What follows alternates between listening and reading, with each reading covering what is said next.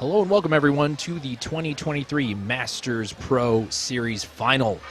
My name is Leo Bonnet-Ndara. I'm joined here as always with Solana Lewis, USA Powerlifting Pro coach and podcast host. Solana, great to have you back behind the mic. Thank you. Great to be back with you, Leo. So stoked. I know. So stoked to be back here, especially with our Masters Pros, right? I mean, we talked about it last time at the Virginia Pro, but isn't it so cool to be able to be back here at the Arnold, what they were shooting for, right? I mean, this is incredible to be here in lovely Columbus, Ohio at the Arnold Sports Festival. Let's run down the We have Jacob Leoins. He's coming from Pennsylvania. Matthew Swanson from Wisconsin. Rob Ward from New York. I love watching Rob compete. Oh, my goodness. It's always a blast.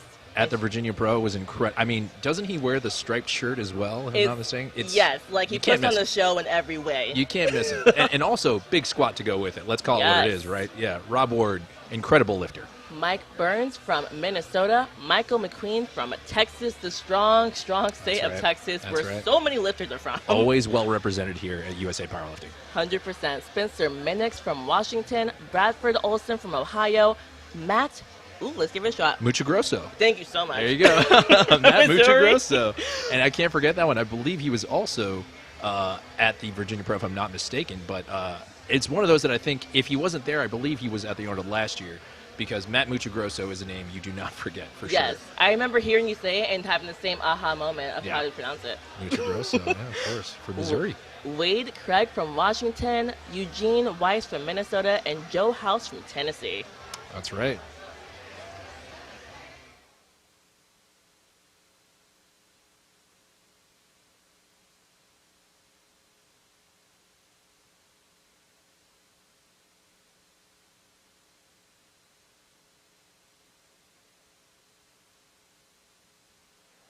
And running right back into our Flight B Pro lifters, Solana.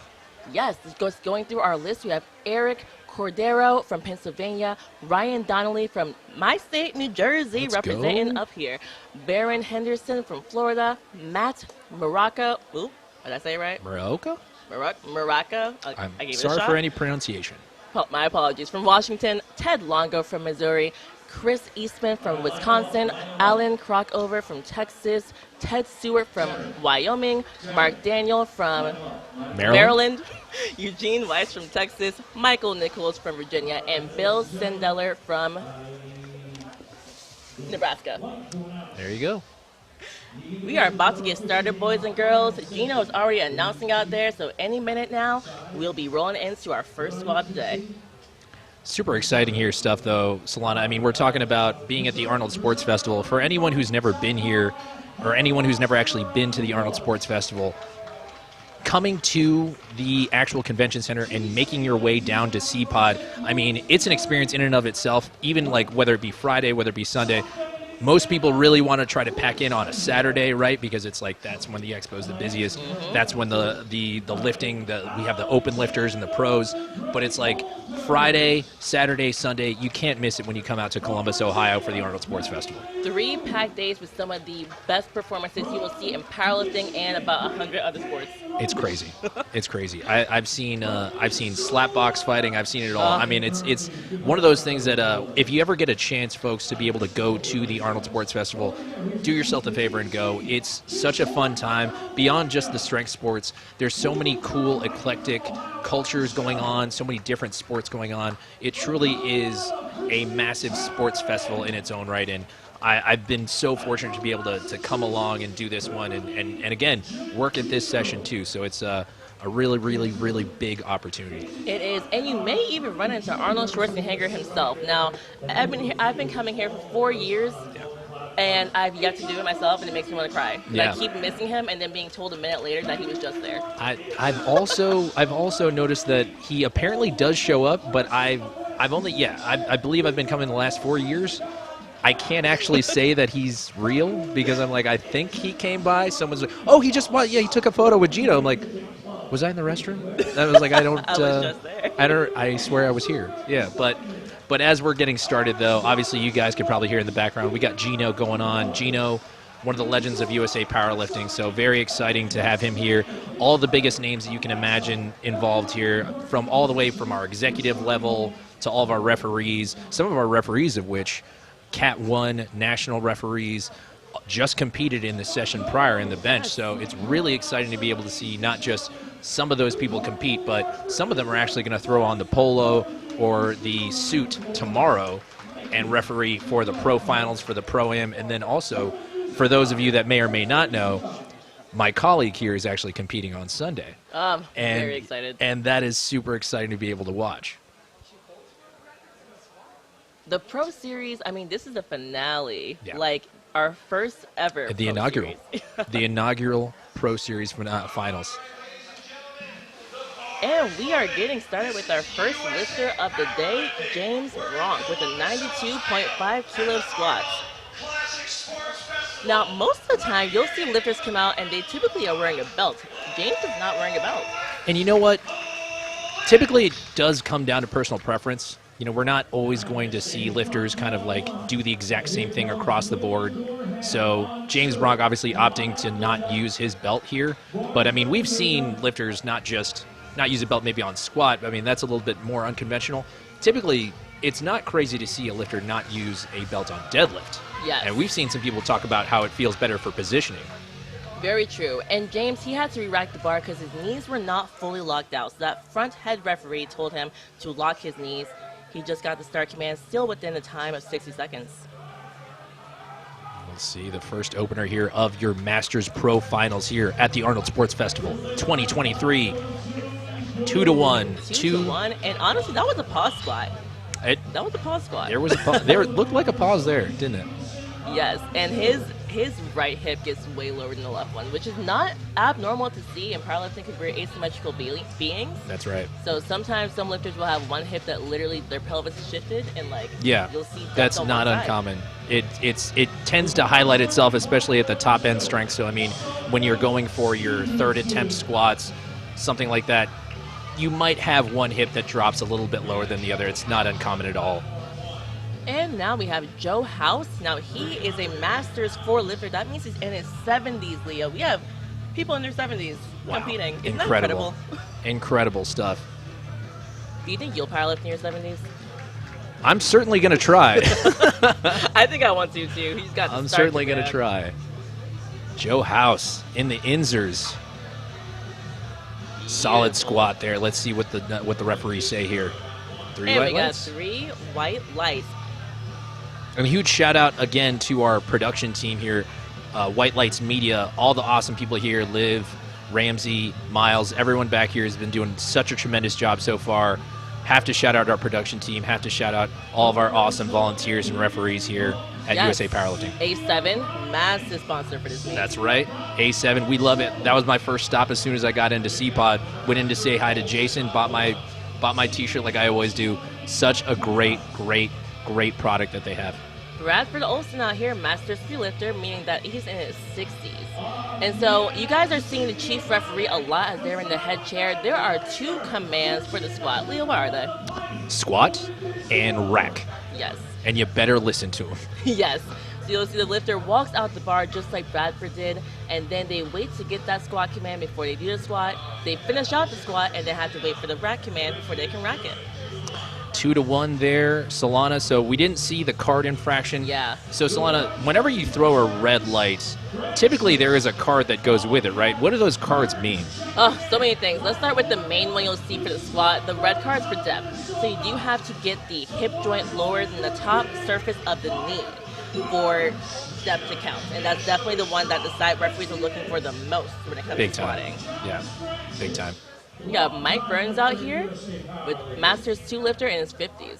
We also have the yellow card. Now that's kind of like the Hail Mary card because there's so many things it can be. that was something that Mike Burns, solid squat to open there. Beautiful. Let's see the call. Of course. No infractions, 3 white lights from all 3 referees. So going back to what you said there, Solana, talking about the yellow card. So as we're both referees, and as I was trained up by my own mentor, is sometimes they said if you don't know, it's probably a yellow. and that's just one thing. Just being fully transparent here is like sometimes if you don't know the call, it's usually a yellow. Yellow is almost the catch-all for everything that wasn't a red or a blue, which are very rare. Matt Muccigrosso 185 kilos on the bar. So yeah, that yellow card can be like you skip the start command, you moved your foot after Great you heard squat the there squat. by Matt Muchagrosso. Super strong opener. Very That was clean. a strong squat. Very clean squat there by Mr. Matt Muchagrosso. Opting to do the heels there, Solana. So I mean, we're talking about you're going to see different kind of footwear. You're going to see different equipment across the board. So I mean, you're seeing here Jacob Lyons coming out in flats. So why would you opt for flats over heels or vice versa? So it really depends on the person, but I will say I personally wear flats, and it's just because I feel more grounded and I can easily hit depth myself while wearing flats. Now, some lifters, they may have a harder time hitting that proper depth in the squat, and a heel can definitely help out with that a lot. Just a more comfortable position to hit that hip joint being below the top surface level of the knee. Now, Jacob Lyons here coming out with the speedy opener at 192. Jacob Lyons is of one of the coolest jobs you'll ever hear ever. He is a professional breakdancer. Yes, and I remember at the Virginia Pro Masters where like they had the backgrounds of every lifter. It was incredible. And he was breakdancing. And my in the man was background popping video. and locking, and it was one of the coolest things I think I've ever seen It in was powerlifting. amazing. He said powerlifting helps him be better for breakdancing. Really? Because it's Yeah. incredibly hard for me to wake up in the morning, so I don't really know how he does that. But moving on to Wade Craig here, opening here at 205. Wade Craig, incredibly strong squatter, opening up at 205. This is a Raw Master 3, meaning he is between 60 and 69 years old. Yes, he is. Opening 205 squat. Now 205 is 450 pounds. So Put some respect on that man. that's incredible. Wade Craig, incredible. And that opener flew. It flew. And since we are in America, I will say, in case you guys are confused by the colors and the kg, they're kilo plates. If you That's right. take the kilos and multiply by 2.2, that's pretty much the number. 2.2046, I knew if you we're would do that being to me. specific. That's the number and pounds. I knew you were going to do that. In freedom units? Okay, yeah, of Yes, course, in yeah. freedom units. Freedom units. Michael McQueen, 230 kilos on the bar for him. Wearing our sponsor shirt, A7. Michael McQueen. You got to love how that name rolls off the tongue, by the way. I'm a huge fan for alliteration. Michael Yeah. McQueen. Also, pretty strong squatter, I would say. Yes, I would say so myself. Opening up 200. over a 500-pound squat to open. So if you guys notice, we now have 5 spotters around him. That's because we have a 500-plus pound squat. So we use 5 spotters Beautiful to make sure squats. we can safely help the lifter if they were to fail. Very aesthetic, very upright as well, Michael McQueen. Utilizing the heels, kind of how we were talking about a little bit there, Solana. Yes, he is. And again, that was a beautiful squat. Very, very beautiful squat. All right, up next, we have Matthew Swanson. We have Masters 1 lifter. There's no age limit for powerlifting. Isn't that No, cool? truly. I mean, I think this was something this was a discussion I was having with some coaches before, that this truly is, it's the fountain of youth. It keeps you young. You know, it keeps you mobile, contrary to popular belief. Yes. But it really does kind of keep you young, and you're able to do things that a lot of people your age would never be able to do. I fully agree. Every time I meet someone who powerlifts, I think they're at least 10 years younger than they are. Oh, yeah. Oh, yeah. Matthew Swanson, great opener, 245. Fantastic lift from Matthew. I love this replay. I love it Such a because tremendous job. White Lights Media, I mean, incredible stuff over here by these guys. Putting on such a great production. Love the cutaway. Love the signage. I'm a huge sucker for branding. And And also- White Lights Media is doing such a great job. I know, but seriously, like having all the information at the bottom, like that is huge when you're at home watching Huge this video. fan. Because I've watched probably over 100 live streams at this point for powerlifting, and sometimes it's not quite as. Hey, we're smooth, fans but- here too. Don't forget, we're fans here too, right, Solana? Yeah, we're fans, we're competitors, we're That's everything. right. We're a little bit of everything. Rob Ward here. Folks, if you've never seen Rob Ward squat or compete or anything, just enjoy the show. Yes, it's always a blast to watch Rob Ward compete. He's got so much energy. He wins for best haircut so far, by the way. Okay, well, let's get to the whole flight though. Let's Yeah. see. Okay. Well, let's see. So far. I had to add that caveat. Rocking the A7 singlet. Who else but our title sponsor, A7?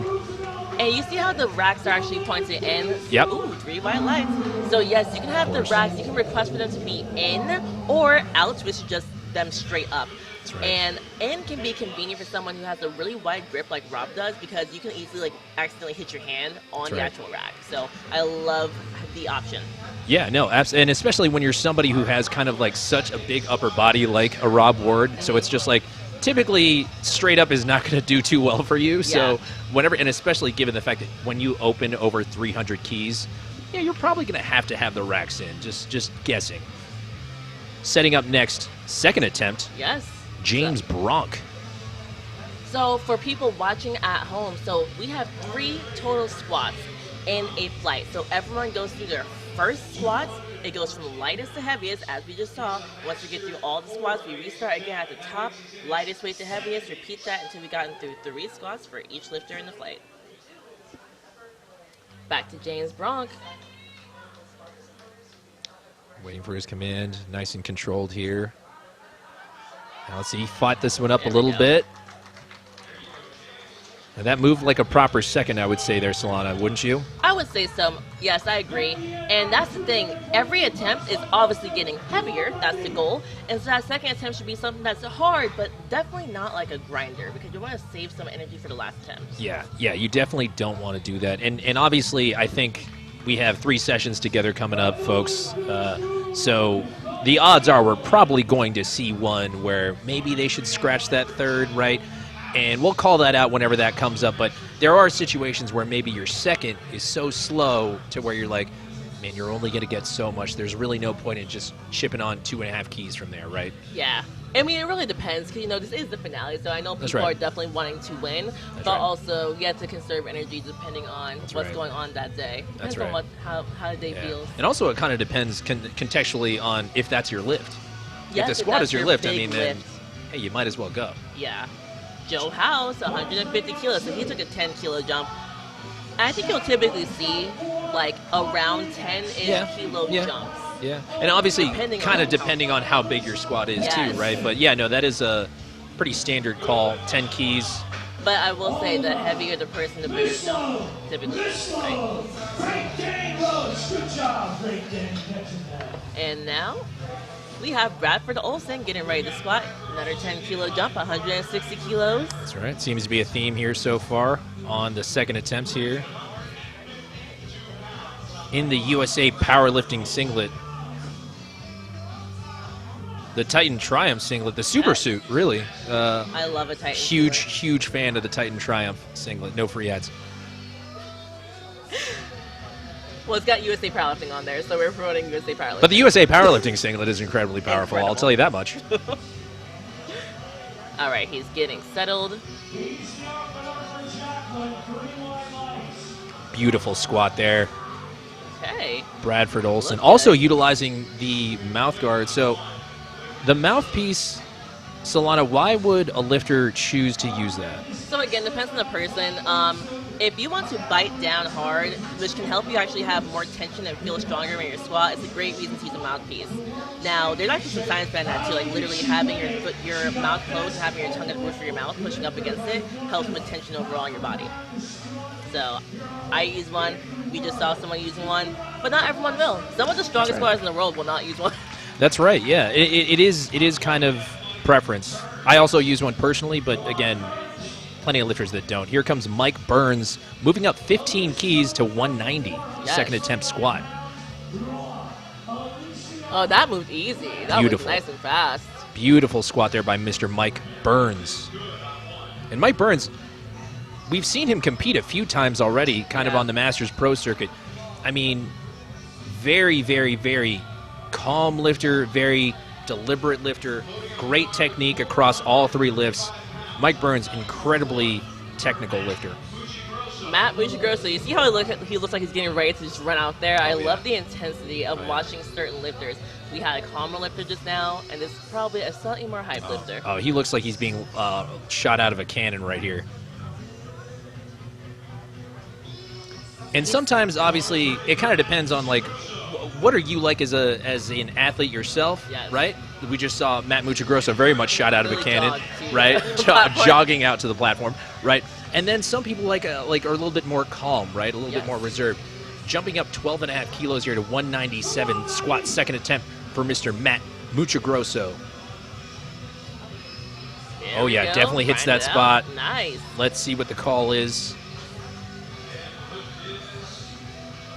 Okay, it was good 2-1. So we saw a red card, and that would be the depth. Now let's see if the hip that you kind of alluded to earlier, maybe there was one. Could have been. Never sure. The left side looks a little bit higher. It was a different lifter, but Yeah. this particular lifter, same thing. Yeah. And it's interesting too, right? So I mean, like we're never entirely certain. We're kind of at the mercy of the camera angles that we're given because Yes. we're given the same camera angles as our viewing audience. Yes. So typically this is going to be a little bit difficult for us to judge. So usually we're just waiting to see what the call is, and then we can surmise on the replay. Yes, absolutely. Jacob Lyons coming on, 202.5 kilos. That's a 10-kilo jump. Jacob Lyons, Cujo, also known in his professional life as a breakdancer. He's flexible. I'd say. Jacob Lyons. Also a great deadlift on Jacob Lyons, if I'm not mistaken. Yes. 202.5 here, 10-kilo jump. All right, There let's we see it go. here. A little bit of knee valgus on Jacob Lyons' squat, but and a good lift there. Yes. Now, when you ever see a knee valgus kind of, and for the people at home, knee valgus means when your knees kind of cave in slightly. Do you ever think that that's something problematic for your lifters, Solana? As asking because you are a coach. No, because it has to be extreme for me to see as problematic. Like knee valgus is actually supposed to happen around the mid portion of the squat. And definitely when you're right at parallel, Right. that's naturally going to happen. So Yeah. as long as it's not extreme or causing pain, it's fine. Yeah. Remember that, folks. That's from a USA Powerlifting Pro. It's not that big of a deal if your knees collapse slightly. Yes. Wade Craig walking out 222.5 kg. Just like I mentioned, typically the heavier the lifter, the bigger the jumps. And we see right here, we have 17 a 17.5 key kilo jump. jump. And rock bottom squat for Mr. Wade Craig. Incredible. Moved very That might have well. been faster than the opener. It potentially, you know, Wow. it's funny. Sometimes when lifters get to heavier lows, it starts to feel better, Right. so Yeah. it moves faster. And it's like Yeah. your body literally is so used to heavy lows that when it's too You know light, who that it reminds doesn't me know of? how to do. That reminds me of Autumn Green. Oh, she'll be Yeah, competing tomorrow. somebody who squats faster as the attempts go on. Absolutely. Yeah. I talked about that on a previous show. That's right. The Power and Lifting. Yes. The Power and Lifting podcast, folks. Great podcast. Michael McQueen coming up here, jumping up 10 keys to 240 kilos. Excited here at the Arnold Sports Festival, the Masters Pro Final, our inaugural Masters Pro Final here in 2023. The first of many. First of many. That's right. Very excited. Also wearing our title sponsor singlet. A7. Such a beautiful singlet on there for Michael McQueen. Love our support from Jason and all the awesome people at A7. 240 kilos. Nice and controlled. There's a good Little fight sticking there. A point. little bit of a fight. A little bit of a sticking fight. point, but he pushed through pretty nicely. That's right. A little bit of a fight. 2-1. 2-1. Let's see Did the not see the replay. card. We'll obviously have our own conjecture to see what that red could have been. It was on the left side. Could have been an up and down. We're not seeing the card infraction, so we Yeah. can't really tell too much. Up and down would be a blue card, the one Yeah, card I never that's talked right. about. So just in case That's you're wondering right. what the blue would mean. That's right. Matthew Swanson, 257.5 kilos, a 12.5 kilo jump. 12.5 kilos. All right, let's see how this squat moves. I believe Gino just said that he's also coached by Sam Calhoun of Team Sam Strong. And that's always exciting. Sam Calhoun, great lifter, competing tomorrow in the Arnold. Also great Arnold coach. finale. Yes, clearly a great coach. Right, great coach. He's got pros out here. Matthew Swanson, And that moved very, very well. 3 white lights. Incredibly strong squat out of Mr. Matthew Swanson. And great attempt selection. And that's why I love hearing that he's coached by Sam, because being a coach, like, you have to pick the attempt that's good for Yeah. that day. You can't just go based off the training. Sometimes you got to pull back or you can push for Yeah. more. Yeah. Spoken like a great game day coach here, folks. Solana Lewis, one of the great ones out here. Rob Ward, Like, our favorite. I'm about to say, I was going to say our favorite, probably our favorite squatter. potentially, honestly, probably one of my favorites throughout the whole weekend. Yeah. Rob Ward is so fun to watch when he's doing a squat. Yes. I mean, he's look at 317.5 kilos. Love that he acknowledges all of the spotters and loaders. Yes, a little fist bump to everybody. Okay, you're right. He has the best haircut of the. So far, yes. Of the weekend so far. Of the week, yes. 15 key jump here, Solana. Let's see what he does. Second attempt squat, 317. There we go. That's Rob great. Ward. Excellent. Let's see the call. The suspense. And we're going to wonder. A little suspense here. So we were talking about how some strong lifters use the mouthpiece, and Rob, a very strong lifter. Was it a good lift? Good lift? Good lift there for Rob Ward. Okay, yes. Yeah, no, I saw thumbs up by two of the referees. I Okay. completely missed their thumbs. Okay. But yes, he wears a mouthpiece, and that makes a lot of sense. Very strong squat, wanting to get every ounce of pressure you can get throughout your body to propel yourself out of the hole. That's right. And that's the thing, too, Solana. Whenever, if there's any young lifters out there or aspiring young lifters out there, success leaves clues, does it not? I mean, whenever you watch these pros, and I'm sure that there's going to be young lifters watching you on Sunday that are going to be seeing, like, okay, why does she wear her belt up that way? Or why is she wearing these shoes? You know, why did she chalk only that part of her hand kind of deal? Like, those kinds of things that are things that leave clues for lifters to be like, okay, maybe I should give that a shot, right? Maybe that could work for me, or maybe not, right? But you never know because you learn so much from watching these high-level lifters. Always a learning experience. James Bronk, our oldest lifter of the flight, coming out here.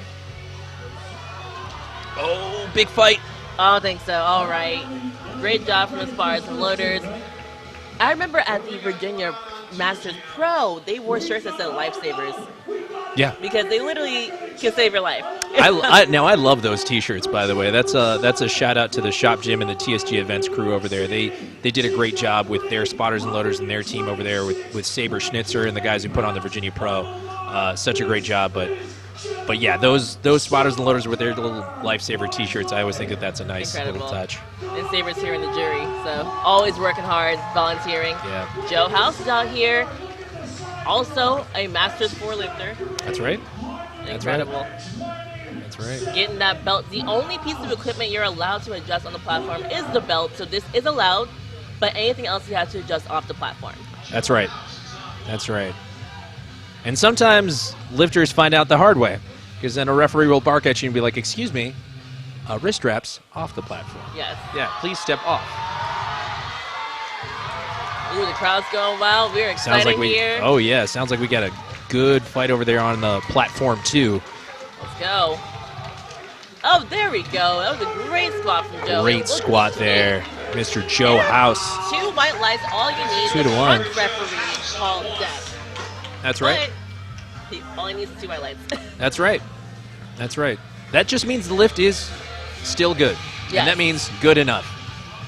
And gosh darn it, people, you should just be good enough anyway, right? It's like my slogan in college, C's get degrees. C's get degrees. But excellent. We're not co-signing that, by the way. My mother would be upset. Bradford Olson, men's raw master 3, moving up 5 keys on this one, taking a little bit more of a conservative jump. Yeah, a little bit. But like we said, like on meet day, take what's there. So if you feel like 5 kilos will secure the 3rd attempt, that's better than doing a big jump and failing it, because then you get no extra kilos. That's right. Bradford Olson in the USA Powerlifting singlet.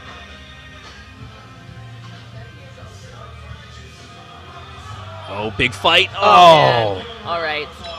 And those spotters grabbed a good timing, making sure that our lifters stay safe. And you see a yellow card, which just means the spotters and loaders had to assist the lift to get it racked on the... That's right. And the thing is, though, Solana's like, we mentioned that about the spotters and loaders earlier, but how integral is the spotters and loaders to a powerlifting meet?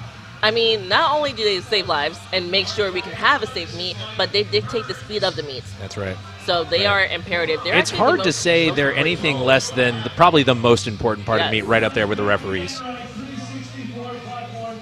Mike Burns, Masters 2 lifter, 202.5 kilos, wearing that USA singlet. Love it. Mike Burns. Oh, a solid third attempt. Mike Burns, ladies and gentlemen, always a beautiful squat out of him. I don't need to see anything else to know that that was a 3-white light lift. Absolutely. Hitting depth easily. Yeah. Nice, calm, and controlled lifter.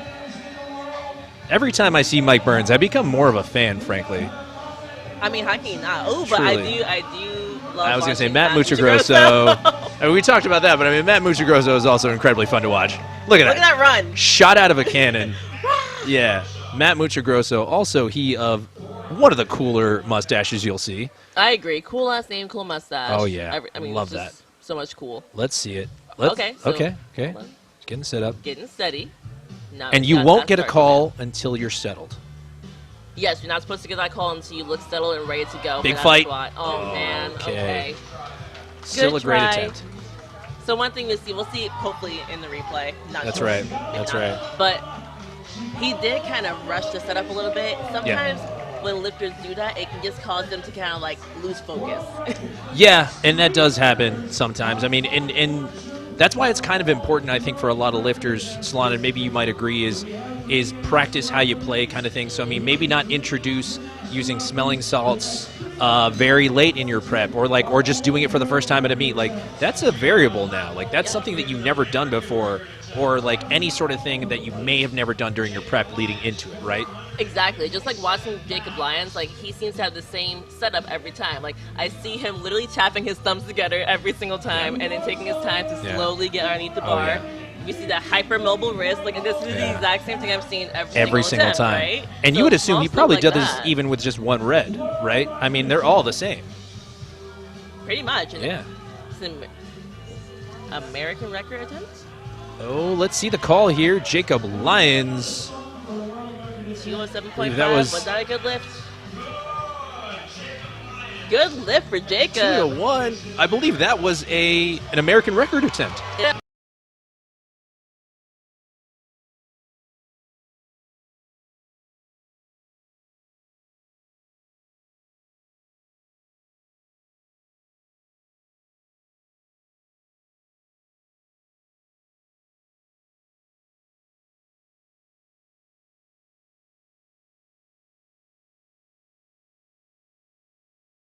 You know, it's such a great opportunity to be able to do and to be able to watch. Here It comes Michael inspires McQueen. World record attempt here. Michael McQueen.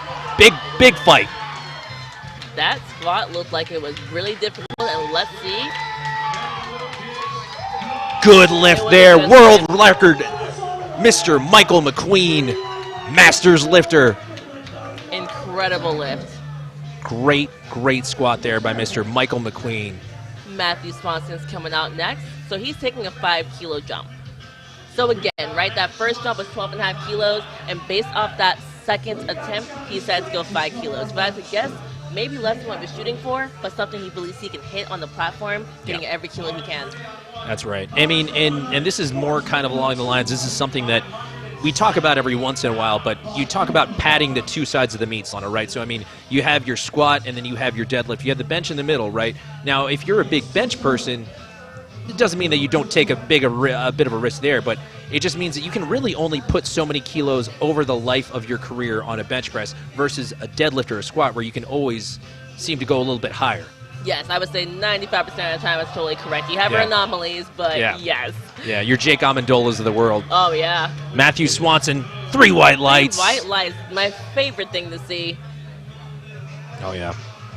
No, definitely. But we talk about it before, though, the padding the two sides of the meat kind of deal, right? Like your squat and your deadlift. Mm-hmm. That's going to be the one that carries you. Yes, pushing your bench as much as you can, but probably expecting a lot more at the squat and the deadlift. Big time. And at a bigger meet like the Masters Pro Finals, we have 0 people who have bombed out so far. Yeah. Right, every single person has a squat on the board. That's right. Submitted their squat to the national office so far, so that's good. You're hoping that everyone can get at least their deadlift openers, so then we can just finally say the secured in the meet. Yeah, that's right. Yeah. Always a good feeling to have. Yeah. When you finally hear that, okay, they're in the meet, that is such a great feeling. Now, here we go. Rob Ward, 330 kilos on the bar. 727 freedom units, ladies and gentlemen. That's a Prius. This is huge. Let's go, Rob. Let's see it. Let's see it. Big fight. Wow. Oh, my goodness. It looked good to me. Let's see see what the the call. referee is. 3 white lights. Oh, Would what a you good expect feeling. anything less from a Mr. Rob Ward, Solana? I mean, no, because I've gotten the honor of commentating for him 3 times now, and it's so much fun to watch him squat. He's incredible. Incredible. Incredible. Such a good great, fight. great squat and a great there. end to our first flight of lifters. I mean, so talking about some of the lifters that we saw there, the first one that comes to mind obviously is Mr. Rob Ward. I mean, we saw him obviously a few times. We saw him at the previous Virginia Pro. We saw him at the Virginia Pro before that. Yep. But it's just like, let's take away the Masters designation here for a second. Let's just talk about the squat in and of itself. I mean, we're talking about a 330 plus squat Yes. for anyone. I don't That's incredible. regardless of whether or not they're a Masters lifter. Rob Ward is a phenomenal athlete. Yes. Crazy. It takes so much strength to get that up. And Incredible. to watch it in person, it was smooth throughout the entirety of it. Incredible. Fairly speedy. Now we have Flight B. First lifter is Michael Nichols, also Masters 4, which honestly, that's probably like one of my favorite things just to watch when it comes to Masters. Like, the older they are, the more impressed I am. Oh, yeah. Now, one of our equipped lifters here, though, too, Yes. Solana. So, pretty cool. Obviously, Solana, whenever they're wearing the equipment, what do we refer to as equipped versus raw? So we have knee wrap as opposed to knee sleeves. As you can see, oh man, that was a no lift. For 2 reasons. Number 1, he did not hip depth. The hips did not get lowered in the top level surface of the knee. Number 2, he definitely skipped the bracket man. Definitely skipped that. So unfortunate. But you also see his single looks a little bit different. It's an equipped suit, so it's actually very, very supportive. It makes it hard to get down in your squat. Yeah. So It's also incredibly fun to watch when they're putting it on. oh yes, Yeah. I've only gotten to see it online. I've never seen it in person. I've seen it at a gym before, and I tell you, I've also helped try to man. get somebody in one of those suits. It's actually very interesting. All right, equipped lifter Matt Maraca, 150 kilos. So we have Here knee comes wraps Matt on Maraca. as well, like we were talking about. So I was going to say, yes, normally in a raw squat, the tough part of the fight is standing up. But when it comes to squatting for equip, it's harder to literally sit down. in the hole. But Yes, then once you yeah. get there, getting up is typically easier. That's You'll right. see, kind of like you saw here, a little bit of a bounce out of the hole and a bit more explosion, a little bit faster. 3 white lights. Probably what it feels like to be in the bottom of an Inzer sleeve. Truly. Similar. Not quite the same as I guess. I've never put on a knee wrap, but or maybe even the A7 rigor mortis knee sleeve, our sponsors. Oh, yeah, absolutely. Absolutely. Incredible knee sleeves there, the A7 rigor mortis. I just got to actually hold a pair for the first time, like I half did an too. hour ago. I did yeah, too. they feel really supportive. That's right. That's right. Actually, they were your coach's pair that Oh, I got man. to check out. Those were incredibly stiff. I feel like you could put a 5-kilo plate on top of it and it was incredible. I'm sure you can. Ted Stewart, 165 kilos on the bar. Another thing I tend to see, now tell me if I'm wrong, is it hard to lock out your knees when you're equipped? Now, I want to say yes, but I don't want to speak out of turn here because obviously they are wrapped incredibly tight. Yes. So being able to actually fully extend the knees, I would assume, is incredibly difficult. Yes. I believe that was 3 white legs. That was think I heard very good depth for equipped. Now, I think it's important for the audience to understand that you're not going to see kind of the same depth that you see on a raw squat. Why is that, Solana? So just like we were talking about with the very tight knee wraps making it hard to get down, so does the suits. So you're kind of fighting against your knee wraps and the suit to get down in the hole. Makes it more difficult to get below parallel. And typically with the raw squat, you don't have all that help, so it's easier to sink it more. Chris Eastman, 170 kilos. But yes, definitely equipped lifting, I would kind of say is almost like a different, kind of like a different sport. Yeah. Because it is very different, the feel and everything. Now let's see here. The call for Chris Eastman. 3 white lights for Chris. Now, yeah, and a little bit about that then, Solana. So, I mean, when you say it feels like a different sport, I mean, it truly does. I mean, when you talk about the technique it takes to do even, like, let's just use the squat, for example, because we're watching it.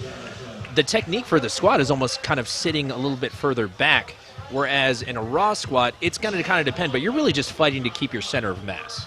Yes, I would say that. It seems Yeah. like when it comes to equipped lifting, you are trying to sit back more to help you sit down. Right. Yeah. So, like, Yeah. even, like, just the feel of sitting and, like, where your overall balance Right. is in your feet is a Yeah. little bit different. Yeah.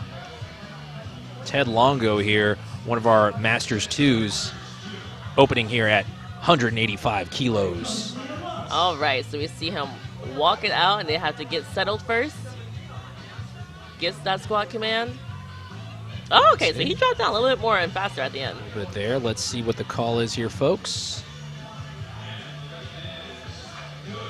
Okay, 2-1, 2 white lights. I didn't see the infraction. If I had to guess, it was death, but I can't be positive. And again, like we said, for the folks at home, if you're wondering why potentially they're not getting as low as your raw squatters, Solana had already alluded to it, but it's worth calling out. You're not going to be able to achieve the same kind of depth on an equipped squat versus you're going to see in a raw squat, because it's just almost physically impossible to get that low in a suit as it is in a regular single. I mean, these suits are very, very tight to help you out with the amount of weight you can put on the bar. That's right. So Very, it makes very perfect sense. restrictive. But I have a lot of respect for equipped powerlifting. It's how powerlifting started. It was just Yeah, equipped. it's honestly really kind of what a lot of people identify as powerlifting is very much equipped lifting. So here comes Bill Sindelar, one of our Masters 4, opening at 205 kilos. Bill Sindelar. And I think too, that's why you'll see more older people do it, because that's how the sport started. Now let's see the call here for Bill. Okay, he All right, got 2-1. two 2-1. red I think we could see that one a little bit on the replay there, folks. Yeah. Unfortunately, it was depth. His hips did not get below the knee, top surface of the knee. A little bit of a pause there too. Almost kind of utilizing that that Ray Williams technique where there's a slight slowdown and then reversal. Yes. Always pleasure to watch him too. Oh yeah, that's right. Gary Pamplin's coming out next, 227.5 kilos. Masters 3 lifter, so in his 60s. You can even see too with the way they walk out, because it's wrapped so tightly, they can't really bend their knees much as they walk out to the platform. That's right. They're almost the exaggerated powerlifter waddle. Yes. Some might like to call it. Now all of us have some sort of a waddle, but not like an equipped lifter. It's a little bit different. It's a bit different. I like his shoes. Love the I shoes like here. the matching attire overall. I give you a lot of style points. Very- It's a pretty squat. Okay, I'm a Gary Pamplin fan. I was gonna say, did we just become Gary Pamplin We fans? did. Yeah. Because once you can match your clothes and have a pretty technique, like it's a Oh wrap. yeah. Oh yeah. That was really solid. Ooh, That's even better on the beautiful. replay. With the Titan wraps and the Titan wrist wraps as well. Alan Crockover is coming up next, 230 kilos loaded for him.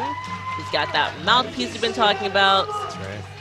an optional piece of equipment that I'm a fan of. That's right. All right, let's see him do it. Opting for no chalk on the back there, Solana. Any reason why somebody would opt to not wear chalk? I mean, some people just feel like they don't need it. Like, Yeah. even I don't really use it until I get to my top set. Yeah. So, but Yeah. the chalk does help the barbell to not slide around or move, which is important because you're dealing with heavy weights there, people. We're trying to max out, lift as heavy as possible. That's what Alan's trying to do. Great Ooh, that looked good squat to me. there. Alan Crockover. 230 keys on the opener. 3 white lights. Beautiful. Oh, yeah. Great job there, Alan. There is power in lifting. There is power in lifting, folks.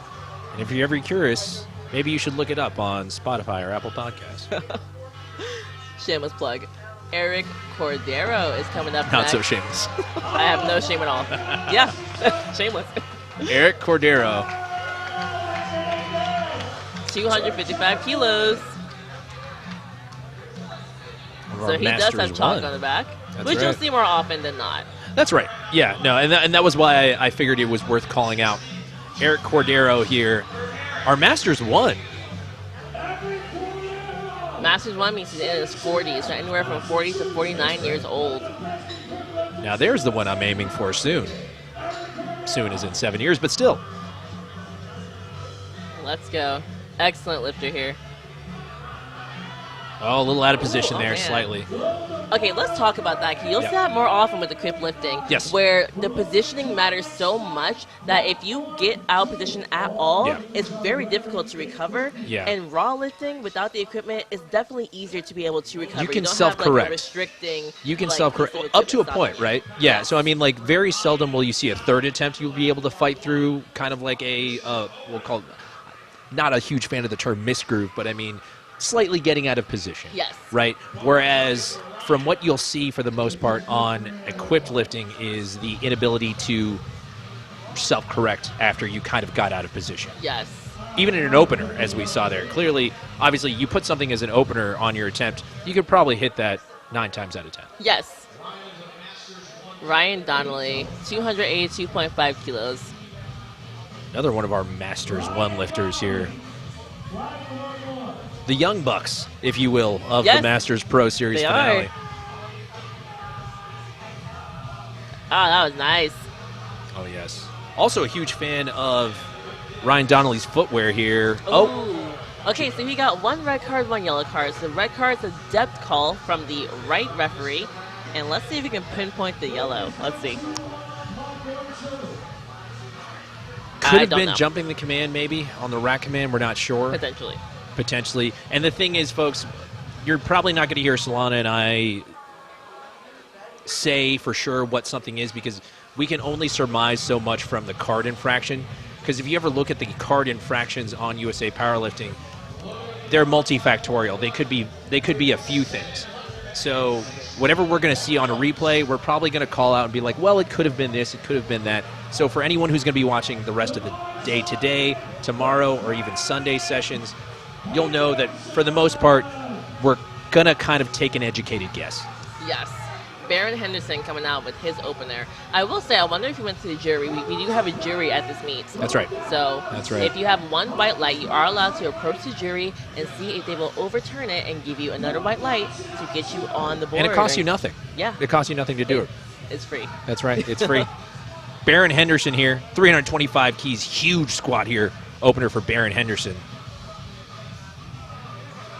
Oh, Like, yeah. when I see a squat like this, I'm like, this is how I know how much more positioning matters. Like, it's like a tempoed, like, I have to hit this perfectly squat. Looks like the call was depth here, but Oh, yeah, no. definitely a speedy squat there for him. Just looks like it was a little high, Yeah. according to the referees there.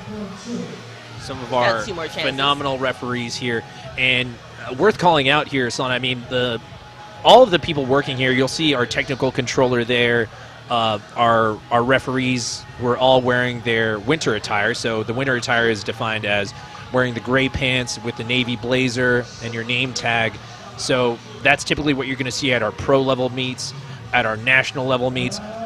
You're not going to see anyone, for the most part, who's anything lower than a national referee, meaning that all of the referees that you guys see on screen are Cat 1, Cat 2, national referees. Yes. And the other referees that are helping out in the background, they can be state referees, but it's like we have so many great volunteers and so many volunteers that are a pretty high level of their officiating careers. Yes, willing to put in years and years of work, literally, to become this high of a level. So it's incredible. And Very thank you hard so to much get there. to all volunteers. Michael Nichols, okay, so he missed the first opener. Let's see if we can get the second. Let's see the call. Michael Nichols. All Let's right, wait I'm on not it. quite sure. All right, so 3 red lights, depth from every single referee, Yeah, and looks then like yellow for something. For something. Could have been, yeah, and again, we're not sure. Could have been on a command, maybe jumping the squat I or think the he rack. jumped the rack man. Yeah. And we're not sure. Again, we're not sure, but that we're guessing. We're Yes. always making an educated guess. Yes, I mean, we're both referees, so we Yeah. at least know We at least what the know cards what- mean, and we can Right. guess with our eyeballs what Right. we're seeing. Okay, now we have Matt Maraca, 155 kilos. All right, we're seeing him set up, getting settled underneath the bar. You have a full 60 seconds to walk out to the platform, unrack the bar, get settled, and just receive the squat command. It's plenty of time. That's right. And Solana, for a lot of the lifters, that's usually not a problem. But you have seen people time out. I have before. That's right. Thankfully, not so far yet today, but it can happen. Right. But it can happen. It can happen. I do believe that last year at one of the sessions, and that was a 2-to-1 lift in favor. Yes. Yes, that's right. Matt Maroka, great squat there, second attempt. Now, like we said, that's not something you see too often because a minute is an incredibly long time to be able to get on a platform, get your squat command, rack it. That's almost too much time. But you'd be surprised, folks, to see that every once in a while, sometimes you won't get a call. It's difficult, and you have to be able to kind of recover from there. But it does happen every once in a while. Every once in a while. Fingers crossed, though, because we are dealing with pros here in the finals. So they've done quite a few meets. We currently have Ted Stewart out here on the platform taking a 10-kilo jump for this second attempt. All right. Look good from here. Let's see. All right, 2 white lights. 1 call for death, but all we need is 2 lights. That's right, because it's good enough. Yep. Great really execution good. there, Ted Stewart. Now Chris moving Eastman on. coming up next. Let's see here. That's right. Chris Eastman jumping up 17.5 keys here, Solana. Now that one's a pretty hefty jump for starting off at 170, so let's see what Chris Eastman does with this one. 17.5. It's a decent sized jump. Yeah. Not insane, but big. Yeah. That's about 36 pounds. Yeah. Marcellus Williams still says, no, we could go further. We could jump even higher. The craftsman himself. Okay, look at him explode out of the hole. Let's see how that looks. Referees are saying 3 white lights. Great lift. Job. Solid. All right. Ted Longo. There you go. Love that replay. Oh, yeah, and again, have to call out White Lights Media, doing a tremendous job with all of our great camera angles, with all of our production, with all of our the score bug at the bottom, and all of the signage. I mean, the incredible work here by White Lights Media here at the Arnold Sports Festival 2023 Masters Pro Final. Ted Longo had 197.5 kilos on the bar. Taking a big breath in. All Let's see right, the call. let's see how that looked. 2 white lights. There you go. We And did Solana, get we got our first blue card. oh, did we? Okay, Yes. well let's take a look and see the video.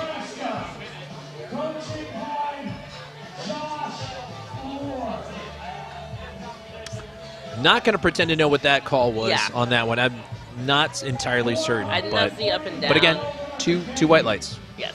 2 white lights. Still a good lift.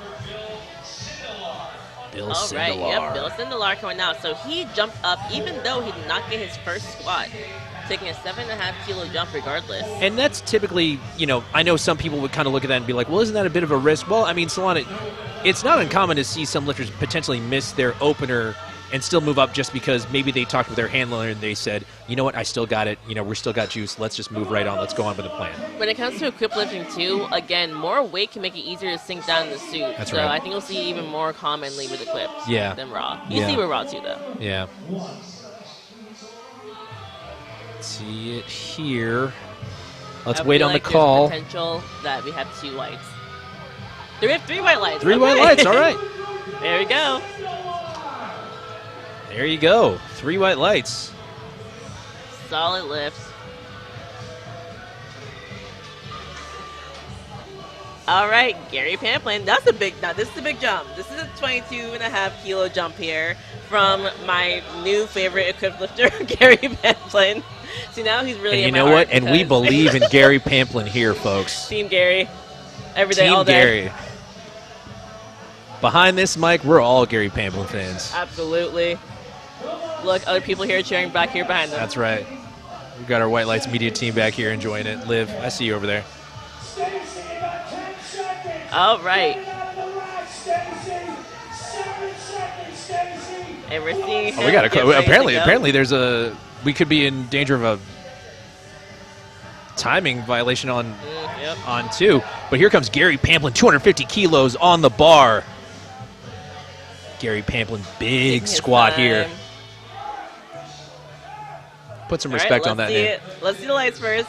I love this guy. Put I love some this guy. respect. Put some respect on Gary Pamplin. All right, that's what I My want. new favorite. Put some From respect the on Gary. attire, the matching, That's right.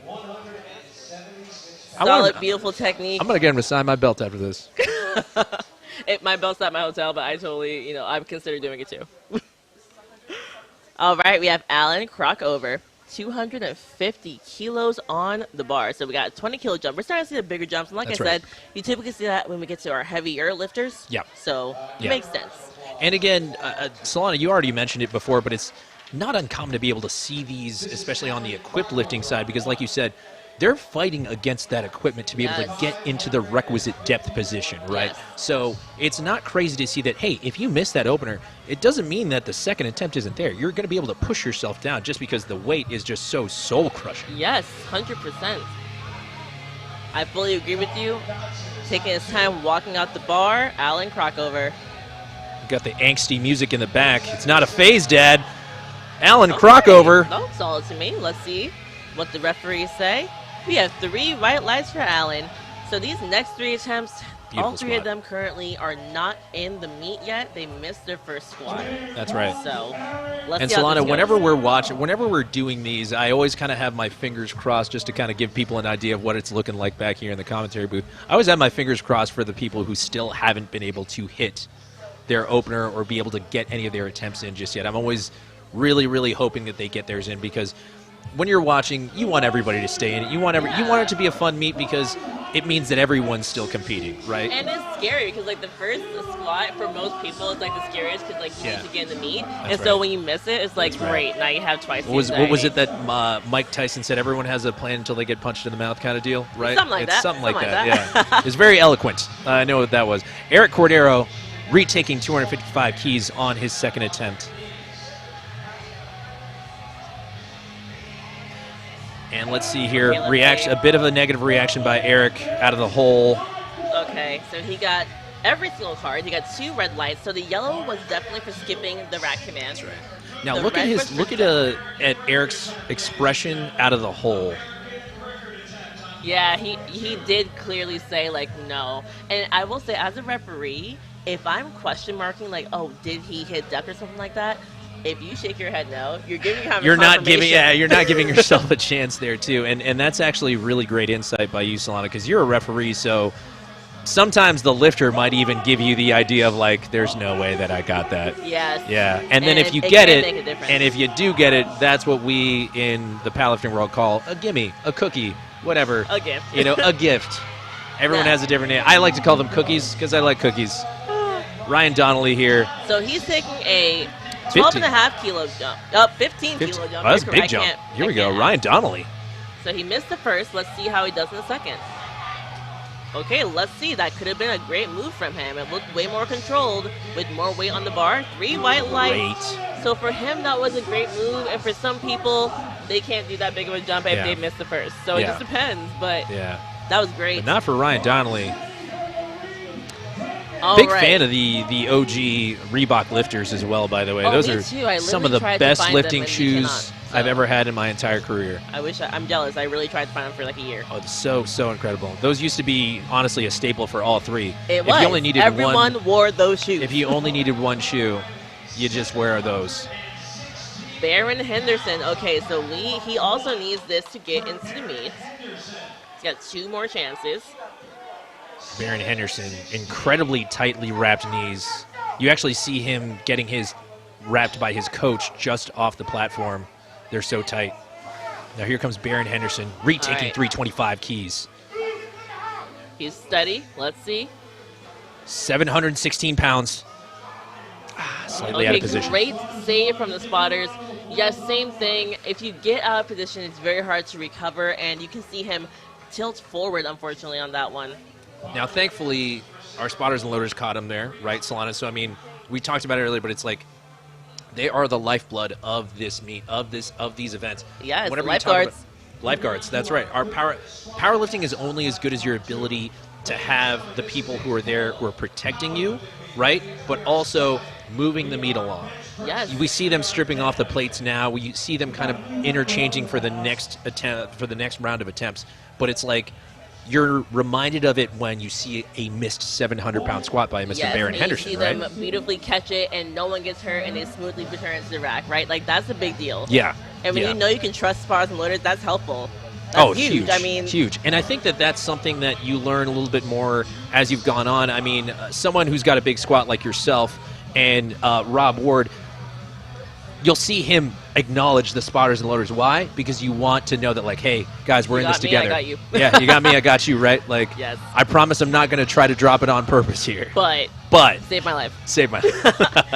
All right, so Michael Nichols, this is his third attempt, and he needs this squat to be in the meet at all. Let's hope he gets it.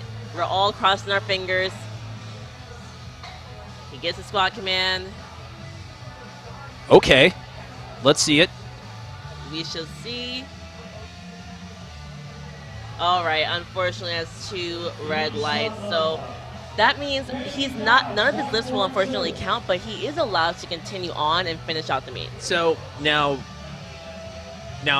I do believe, Solana, that's never happened to you before. So, like, let me just ask you personally, say this ever were to happen. I know Brad would never let it happen, but say if this were to happen, would you finish things out? I mean, knowing that you kind of already prepped for this meet, knowing that you kind of already did all the work, would you, even knowing that the total wouldn't be submitted, still be able to finish it out solely because you are ready for it and you are kind of like, you're here and you're still getting officiated? Is it worth trying to finish out? Yeah, I flew here, so I'm finishing my meet. Like, it's a lot of effort, okay? Energy, time, etc. I'm finishing out the meet, okay? You might as well, too. And you have referees here there to judge you. You already paid the fees and everything. Like, literally, I can't think of a reason not to finish here. it. I'm finishing out. Matt Maroka, and Matt 157. Maroka, yes. So taking a 2.5 kilo jump, smaller jump, but so far he's 2 for 2. Oh, okay. So that was actually really the only move you could make besides not taking a lift at all, because the smallest incremental jump you can take is a 2.5 kilo jump. Big time, yeah. Unless you're chipping a record. That's right, yeah. And that's something that we talked about a little bit earlier, right, Solana, was we were saying sometimes it is okay to walk away from that third attempt if you really got everything you could have out of that second. Matt Maroka's second, if I'm not mistaken, didn't move too bad, so maybe that 2.5 was not unreasonable of an attempt. I mean, he still kind of got it up to that sticking point. So I'm sure that's something that him and his coach will probably go over later, looking at the attempts. That's probably like watching different lifters, because you can have someone who has a fast squat, but if it slows down, they're not getting it. Yeah. And then you can have someone who can grind out a squat, and like every single attempt is slow. Oh yeah. So I love shout watching out Mark people. Frizzell. Ted Stewart. 182.5 keys. Third attempt here for Mr. Ted Stewart. 7.5 kilo jump. He's trying to go 3 for 3 in these squats, and I think he may have done it. That looked really solid from here. That was a beautiful squat there by Mr. Ted Stewart. Let's see. Waiting on the call. You get my singing while we wait. I certainly wish that we had the Jeopardy music. There we go. 3 white lights. 3 white lights. There we go. If we ever have a delay of longer than 3 seconds, we should see if White Lights Media could add a little bit of a Jeopardy music in between. Absolutely. So we're seeing the screen right now on Lifting Cast. So far, only one person so far has bombed out of the meet. They see the 3 red lights. Green lights mean they got the lift, so good lift. Now that's quality lifting. Let's see here, Ted Longo going with a 205 kilo squat, third attempt. Yes, 7.5 kilo jump from his second attempt, aiming to go 3 for 3.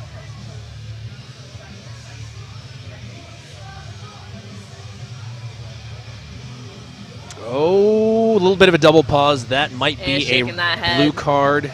Yes, definitely. Yes, we see 2 blue cards, and I think the center judge has a broken thing because the second time someone's failed and we see a white light. Yeah. But anywho, so 3 red lights, we'll say. And also, I think that full transparency, that does happen sometimes. You accidentally will hit a white light and then have to fix it immediately. Yeah. That's just human error. That just happens. That doesn't mean that the lift was that the chief referee saw it as a good lift. It's just that could have just been a human error thing, because they are still using buttons, or sometimes they're using a tablet. So we have Chris Eastman out here taking a 20-kilo jump. Nice, big jump. Let's see if we can hit it. So far, he's 2 for 2. That was a bigger jump than his first one. Yes. A lot of coaches advise the opposite, but I tend to do this way as well. Take a slightly bigger jump in the third for a lot of my athletes. Clip that off, guys. Working. Yeah. Clip that off. Great. Send that to the podcast. Should be giving this stuff out for free, Solana. All right. Oh, we have an American record attempt here from Bill Sindelar. American record attempt, 228.5 kilos. Bill Sindelar. Now, this is huge. Yeah, we talked about it just now, but I mean, yeah, taking another big jump between their second and third. We have a 16.5 kilo jump, but nothing like going for an American record at a big meet like the Masters Pro Finals. Yeah. Being able to do a big, I mean, when they put on the signage, guys in the back, for anyone to know, Audio Spectrum, the guys who do all of the video wall and the work in the back, they do such a great job setting up all of the video walls and everything. But whenever you see it at the Arnold Sports Festival, you always see the giant lettering, the flag in the background, American record attempt. It is one of the coolest things, I think, in powerlifting, bar none. 100%. I mean, it's so great to see, like, American record, the flag. Sometimes you get some flames. Iconic, right? I mean, like, incredible. it's such an honor. It makes for great pictures if you get pictures. Great content here. Bill Sindelar here. So it's taking his time. American record attempt. 228 kilos on the bar for Bill. Let's see it. Okay, let's see. He got through that squat. 3 white lights. It looked painful, I'm not going to lie, but I saw his face. It did, but he got it. He got it. We got it. Bill Sindelar.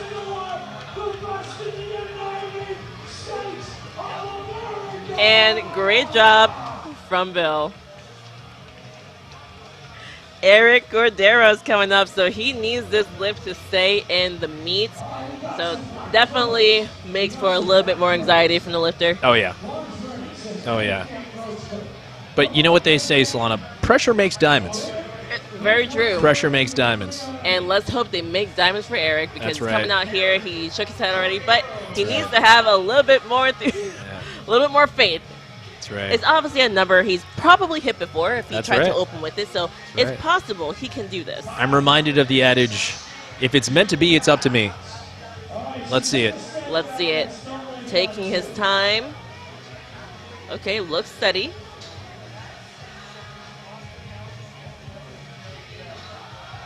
Oh, wow. Wow. Let's see it. Let's see. 3 white lights! 3 white lights! And it's funny because I had a feeling he would Let's get it, go. but he looks so defeated.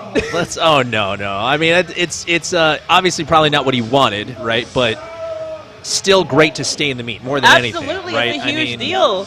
That is, I mean, I was sweating back here for him, so that was a great job over there by Mr. Eric Cordero, staying in the meet. And Alan Crockover trying to go 3 for 3 in his squat. And Alan Crockover, 12.5 a man of kilo. culture, talking about a guy who's using the headband. We haven't seen that too much out of our Masters lifters. Love seeing the headband. I know a lot of our younger lifters utilize the headband. I always think that just looks cool. Wearing a little bit upside down there, the USA Powerlifting junk headband. Well, when when he looks down, maybe it looks Hey, yeah. a certain way. That's right. That's right. Yeah. Like he can read it if he looks up. So That's there you right. go. That's right. Alan Croc over here taking a 12.5 kilo jump to 262.5 kilos, 578 pounds. Let's see the call. Let's see. Gets Very the rack. controlled. Okay, All 2 right. white lights. I was wondering. I was like, Yeah. I feel like I might see Big time. 2. Yeah, big time, big time. Beautiful, beautiful squat there by Mr. Alan Crockover, Great job from him. our lifter with the headband. We have Gary Pamplin coming out. Gary 200. Pamplin fan club checking in. Our ace Smiley. I really appreciate this man. At the lifter, he's great. Incredible, incredible. And I like his jump selections. Like we have a 22.5 kilo jump. 600 pounds. Yes. I'm sure you guys heard that. Our MC's calling it out, but this is a 600-pound squat for our Masters 3 lifter. Yes. Incredible.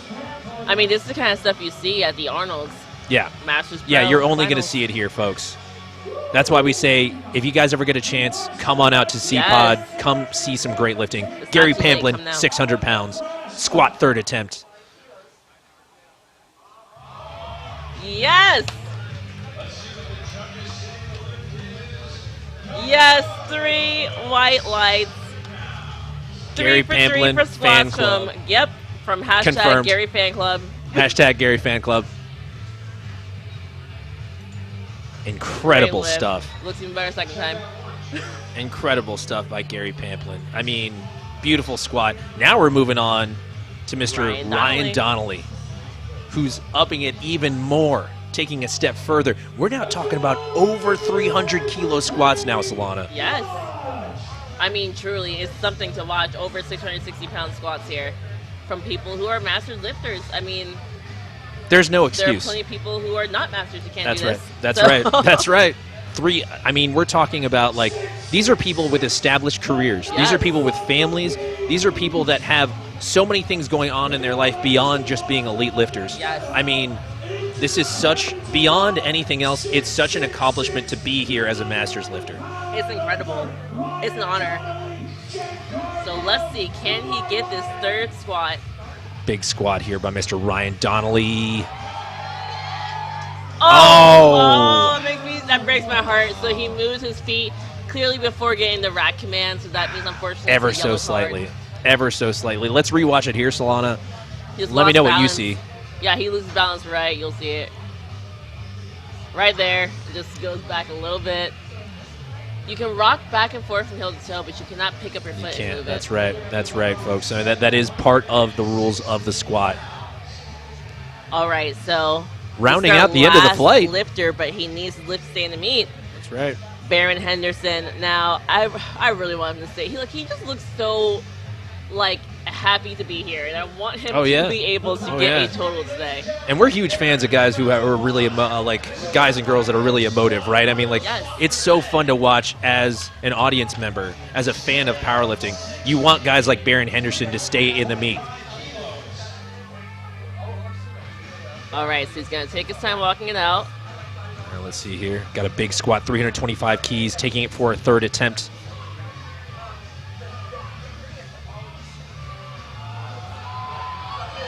So let's see what the referees say. 2-1, no lift. Sorry, So, 2 red lights, unfortunately. So that means so Solana, who stuck out to you on our Flight B squats? I mean, Do we we have have our to say it? we have hashtag Gary Fan Club. Gary Fan Club. Gary Pamplin. Gary Pamplin, I mean, such a great squat there, but I mean, we saw some people kind of take some jumps in between that we otherwise didn't think we were going to see. So, I mean, Yes. I'm reminded of people like jumping across to Bill Sindelar. So, I mean, Bill took only a 7.5 kilo jump on that opener to his second, but then moving on from his second to his third, jumped even more than that, and then went for the record and Yes. got it, right? So, I mean, that jumped out to me. Eric Cordero, Yep. barely staying in the meet, and then hitting that 255 almost. Yes. Actually, his third did kind of look like an opener after It he really did. he found that groove, right? And that's the thing, again, with the clip lifting, like, you need to be right on point with technique, and Yeah. then it can fly, Yeah. or you can shift slightly, and it's an RPE 10 grinder. Big time. Big time. Well, folks, with that, we're going to take ourselves a little bit of a 10-minute break, and we'll just be back with our bench presses here at the Arnold Sports Festival Masters Pro Series Final.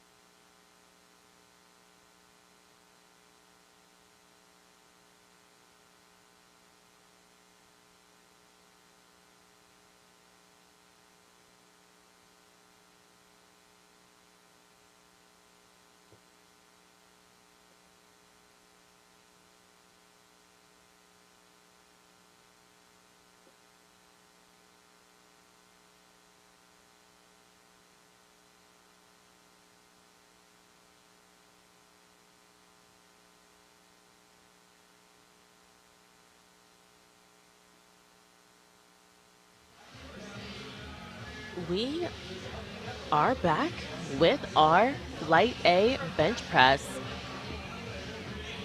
I'm excited. Super stoked here. I mean, bench press, when it comes to an entire powerlifting meet, Solana, I know some people tend to say, it's like, oh, well, I mean, bench press almost kind of feels like, it's not as exciting as the squat or the squat or the deadlift. But for me, at the same time, over my own career of being able to watch these things, bench press is still pretty fun to me because it's like a lot of people place a lot of time and a lot of their effort. Most of your training week goes down to a bench press, right? Yes. I mean, like it's the lift you can probably handle the most volume on. Absolutely. I mean, Yeah. you do it the most frequently throughout your week in general and Yeah. throughout the block. And Yeah. honestly, it's the most fun, in my opinion, to program for. You can see small changes weekly to see if it's improving or That's detraining right. you. And it's also the one that like visually just kind of like you can tell somebody's pretty good at their bench press. Why? Because they're jacked. Yeah. They got big shoulders, they got big chest, they got big arms. You know what I mean? Like whenever somebody meets somebody and they're like, wow, they look like they work out. I'm like, what's your bench press like? You know Yeah. what I mean? Yeah, well, you see it here. James Bronk. Could be Bronky, by the way. I don't want to. I should probably confirm that before deadlift, but yeah. Well, Masters 4 lifter, he knows how much he can bench press. He's starting with 60 kilos. Nice. That looked good from here. Standard and he got opener. 3 white lights. Yes, Standard opener. should be nice and fast, right? That's right. Easy. That's right. Should be something you should be able to hit for a triple without question. Worst day possible. Absolutely. Still there. And the bench is the lift with the most amount of commands. So we have our start command, which you'll get after you unrack the barbell and you have your elbows fully locked and your feet fully flat on the ground and butt touching the bench. Then once you bring the bar down after hearing the start command, you rest it on your chest until you hear press, and then you press it up and wait to hear rack, and then you can rack it. So most amount of commands, you'll typically see that we turn the music down so the lifter can hear it more easily, because all you can do is hear it. You don't get to have any visuals. That's right. Yeah, and Solana, so I mean, to kind of give some of the people at home a little bit more of an idea, there's a lot of craziness going on at these kind of meets. There's a lot of lights all over the platform. Sometimes it's distracting for the lifter themselves. So tell me, is it kind of tough to almost focus when you have so many lights in your eyes? It can be. It depends like where the lights are. Like in this case, I think since at least you're not looking down directly in your eyes, is not so bad. But honestly, you kind of get tunnel vision when you're competing. 107 here, opener for Mr. Joe House. Smoked that one. 3 white lights. And we saw him coming out and talking to the spotter about how he wanted his handoff. So you can see that the spotter assisted him with getting the barbell out of the rack. That can help the lifter make it feel easier to get out of the rack, make it feel lighter, so it's just less overall work for them. They can put more energy into their actual bench press. Yeah. So, I mean, talking about whether or not you opt to do a handoff, sometimes some people opt to not do the handoff because they want to control every variable of their bench press. Is that correct? That's something where you would kind of utilize it because you want to eliminate variables, right? Absolutely. I mean, so you can see right here, Bradford Olson does not seem to be getting a liftoff. Big selfie You'll guy. You'll probably get a faster start command, which is always convenient. Yeah. And also, you don't have to rely on another person to give you that perfect liftoff. That's right. And let's see the call here from Mr. Bradford Olson. 3 white lights. So talking about that then, Solana, you'll notice that because he does it a self handoff kind of deal, sometimes it's also preferable for somebody who tends to train alone. So let's say if Bradford trains at home alone, or maybe he trains early or late, and you don't really have either a spotter around or maybe a reliable spotter around. It's just better to be able to eliminate that variable and know that, like, hey, I can replicate this anywhere, even when it comes to game day. It's very convenient for training, but 100% agree. And it's just overall, again, more control over your lift, which you can just prefer. But if you're someone who's super technical lifter, maybe you have like a higher arch, something like that, or even just like you have a very, very heavy bench press, you might still want that lift off. Big time, big time. And looking at here, Mr. Wade Craig opening 115 kilos, 254 pounds. Oh, yeah. Wow, that was very smooth and fast, and 3 white lights. Wade Craig, he was about to throw that one through the ceiling there, folks. Absolutely. Incredible. Beautiful socks, too. I know. A lot of red, white, and blue happening. Oh, yeah. Love to see it. Love to see it. Great job there by Mr. Wade Craig. Here comes our boy Cujo. Yes, our breakdancer Jacob Lyons, 117.5 kilos to open up. Now, Jacob Lyons is one of those guys who great squat, great deadlift. You know, his bench press, right, relative to the other two, probably not as strong, but it doesn't mean that he hasn't been working on it. It doesn't mean that he hasn't been very steadily increasing his bench press. Yes. And you know what? Like, sometimes people, like you mentioned earlier, they're thinking, well, it's just bench press, like, it's a little bit lower level or lower energy, but it's still adding to your total. Like, you want to really push it as much as you possibly can. Absolutely. Without missing, of course. Without missing. Without missing. Yes. As you do for every lift, because if you can get 2.5 more kilos on that, that could be a game changer by deadlifts. Right. Big time. Big time. And look at that. That looked flawless. Mr. Jacob Lyons. Speedy. And I love the stance here, too. And this is for a lot of lifters. You tend to notice kind of use a little bit more of that closer stance with, like, the feet kind of turned out a little bit. And that's kind of be able to leverage, because sometimes carpets can be a little slippery. And you want to be able to kind of make sure that you have as much traction on the floor so you can kind of keep that tension and drive hard into the arch of your bench press. Absolutely. You'll see a lot of different kind of footing. So that's why I love watching powerlifting, because there's different things happening for each individual that can help them out a lot. Oh, yeah. And people's leverages make them different. Right here we have Matthew Swanson with 145 kilos with a wider stance leg position. Yeah, yeah. But the feet still turned out slightly. But him not opting, Matthew Swanson, 3 white lights on that one, him not opting for the grippier shoes, he's actually staying in the squat shoes there. You see the Addy powers. Yes, and I've seen that too. A lot of people, they will say, like, the heel really helps them with leg drive, so that's huge for them. That's something I used to do. But then sometimes when you go to flats, it can also be a reason that you have better leg drive. Depends on, like, your force production and, like, your leverages again. That's right. That's right. I like the tattoos of the handoff. Oh, yeah. The handoff guy. Absolutely. Big shout out to our spotter and loader. Super cool tats there. Mr. Matt Muchogrosso, opening at 147.5 kilos. Pretty decent arch there for Matt Muchogrosso. I agree. So why do we arch in the bench press, Leo? So typically it's multifactorial. 1, to protect your shoulders, and 2, also helps with getting a higher touch point to be able to maximize your bench press, right? I mean, beyond just being able to protect the shoulders, it kind of also helps you to shorten up that range of motion and get that quick press command. 100%. And powerlifting's all about how much weight you can lift. It's not about how the lift looks. It's not about making it social media pretty. Oh, that's right. Yeah, no. And I mean, if you asked Instagram, that was not a good lift. Oh, yeah. If the arch is too high, well, that's problematic. Here comes Mike Burns. Another one of our lifters that we enjoy to watch out here, Mr. Mike Burns, so technically driven. Great lifter. Yes. Getting that start command.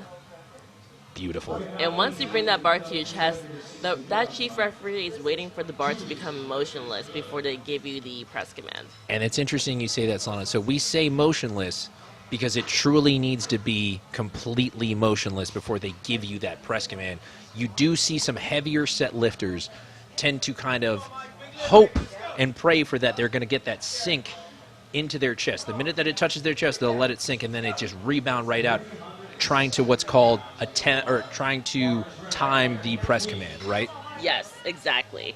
So it can be a difficult thing because you're not just trying to get it to your chest. You're trying to keep enough tension in the bar to actually get it to stop moving as fast as possible. Right. Faster press command, going to be easier to do the lift. That's right. And we have Michael McQueen. I like that. Hold up. Are we peeping the J's real quick? Hold on. Do I see Air Ones real? Okay. I do believe you see Air Ones. Michael McQueen stepping out. I always get more excited when I see Masters lifter with Claire and their outfit. That is, I mean, with the drip as well. Michael McQueen killing it in the Air Ones. That was beautiful. And then we have Rob Ward coming out, one of our favorites that we've been talking about so much. We are so spoiled on this stream here, folks. Rob Ward, Michael McQueen coming out with the Jordan 1s. We got some great stuff here for you here at the Masters Pro Final here at the Arnold Sports Festival 2023. So we saw him wrapping those wrist wraps. So not every lifter will use wrist wraps when they bench press. They can definitely help you out with keeping a stiffer wrist, especially for people who use more wrist extension when they're benching. But just in general, to have a little bit more support. But one big thing you'll see, which I love that Rob does, he's wrapping the wrist above the wrist joint. So a lot of people, sometimes you'll see like they wrap it below it, and at that point it kind of ends up being a bracelet. Oh, Rob Ward, That was a 170 beautiful bench keys. press. If you blinked, you missed it here, folks. That Three was white lights. great. 3 white lights. And we're back to the top of the order, too. So, as I was saying, so this is like the, Masters Pro Finals, right? We're going to have pros out here. They know how to wrap a wrist wrap. But a lot of amateurs will wrap it way too low to the point where it does nothing for them. Oh, yeah. And if they wanted to, they can flop that wrist around It's all day. it's a glorified forearm accessory Yes. at that point, right? I mean, it really does nothing to add to the extension of. You always talk about stacking the joints, right? You Yes. talk about stacking the wrist, you're stacking the elbows, stacking the shoulders. I mean, typically on a good bench press, you're going to see all three of those lined up. And we did that from Rob. That's so, right. that was a great We lift. sure did. And now we have James Bronk coming out, 65 kilos, getting a lift off. Let's get it here, James. 5 kilo jump. Speedy there. Anything. He's got some long. He's a long limbed man. That's a long. That's way down, right. You know? And probably an advantage on his deadlift. 3 white lights there for Yes. James. Now, I mean, and that's something that as lifters kind of move on in their career, they tend to find out, like, okay, where am I? Fairly early, you do identify, okay, where am I my strongest? Am I more of a subtotal guy, subtotal girl, where it's like my squat and my bench press, they're going to be massive, right? Maybe I have shorter arms, right? Maybe I'm just built in a certain way where my deadlift is just really hard to get in position. Or you're the other way around, where maybe like a James, where you have those really long arms, really long joints, and it's like, hey, maybe the subtotal isn't exactly where everybody else is, but I'm going to pull for the win at the end of the day. Yeah, the longer the arms, the longer the legs, typically. Yeah, the bigger Better the pull. suited for the pull. Yep. Yeah. Joe House, 115 keys on the bar, 7.5 kilo jump for Mr. Joe House. Big push. Oh, yeah. That was a very strong bench press. Beautiful bench press. Mr. Joe House. I also enjoy watching how people set up on the actual pad. Yes. Yeah, no, Like, absolutely. Everyone has something different. There's always like a certain flair people have. Oh yeah, no, definitely. I mean, and everyone. I think that's the thing that I love so much about powerlifting is everyone kind of has their way, their pre-lift rituals, their technique that's unique to them, to their body type, and how it fits, and how they can execute right after they set up. But we talked earlier about kind of success leaves clues.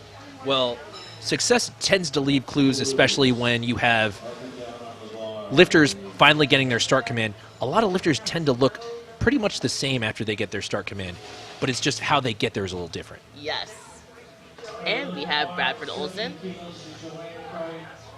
All right, Bradford Olson, 7.5 white keys.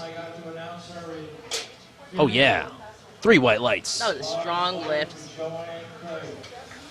And we're back to Jacob Lyons.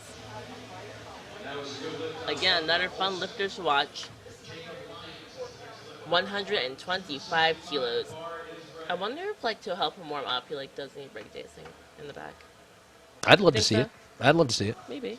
Some maybe an idea for us in the production next year. We get some cameras in the warm-up room, see how some of these lifters get ready. Yep. I like to assume that Mr. Jacob Lyons does a little pop and lock before he gets out here. Well, he has a lot of flair just going up to the bench. Do you Oh, yeah. see that? Like, he does the whole thing. Oh yeah, Skips up to it. Like, 7.5 kilo jump here for Mr. Jacob Lyons. 125 keys on the bar. Oh yeah, and notice here, Solana, we have our chief referee. She had to get off of her chair, and that's not against the rules. If you're a referee, you're allowed to kind of move and go wherever you need to go. If they can't hear you, you can get closer to the bar. You can get closer to the lifter. If they can request, like, hey, I can't hear the call, you can get closer. Whatever it is you need to do, I know some people tend to give grief to referees who kind of get on their hands and knees to be able to judge if someone's butt is staying on the bench press. But that's just what you have to do to be able to make sure to get the call right. absolutely. I mean, even the last referee meet I did, I was on my chair the whole time Yeah. for bench press. Yeah, Wade Craig That was smoked a great that one. lift. Yep, so fast I almost missed it. 10-kilo jump there for Wade Craig to 125. No, and we mentioned it, though, Solana, it's something that's necessary. If you've ever reffed a meet or if you've ever seen a meet, especially with some high-level referees, they have to do what they have to do to get the call right because they want to make sure that they're doing a service for the lifter. They're doing a service not just for the lifter, but for the sanctity of the meet itself. I mean, you don't want to just give somebody their bench press just because you're like, I don't really want to get out of my chair. And it looks like their butt is down, I think. Yeah, exactly. You want to make sure you can see everything so that we can go ahead and have a strong lift. No infractions. That's right. Matthew Swanson, 5-kilo jump, 150 keys on the bar. Beautiful. Strong looking lift. Very, very 3 white simple, lights. quiet setup there from Mr. Matthew Swanson. And I think that's something, too, to call out there, Solana, is, you know, some people like to say is like, oh, man, well, you know, someone takes so long to set up on a squat, someone takes so long to set up on a deadlift, but, like, they kind of just sit down on the bench press and then just kind of go, right?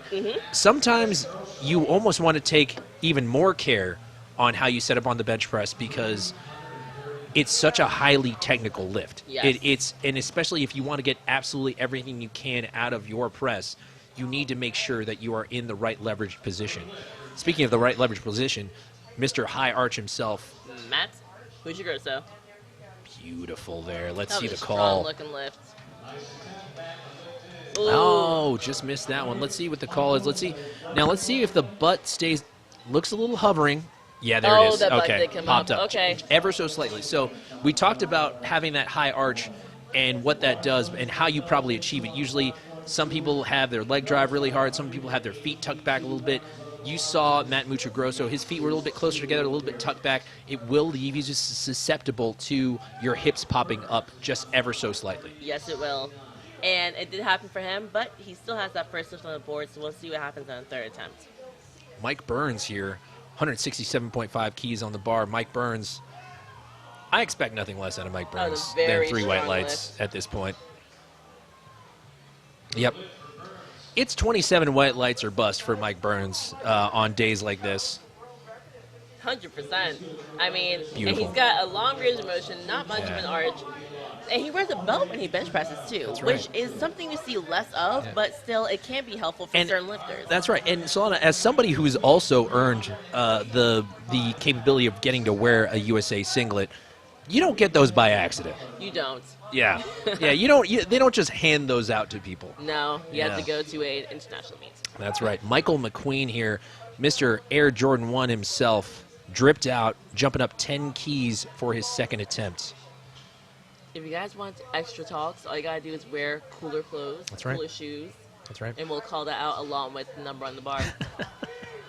Michael McQueen, beautiful bench press. Strong lift, 10-kilo jump, good move, 175 kilos, 3 white lights. So now we have, again, Rob Ward. So he's taking a 10-kilo jump.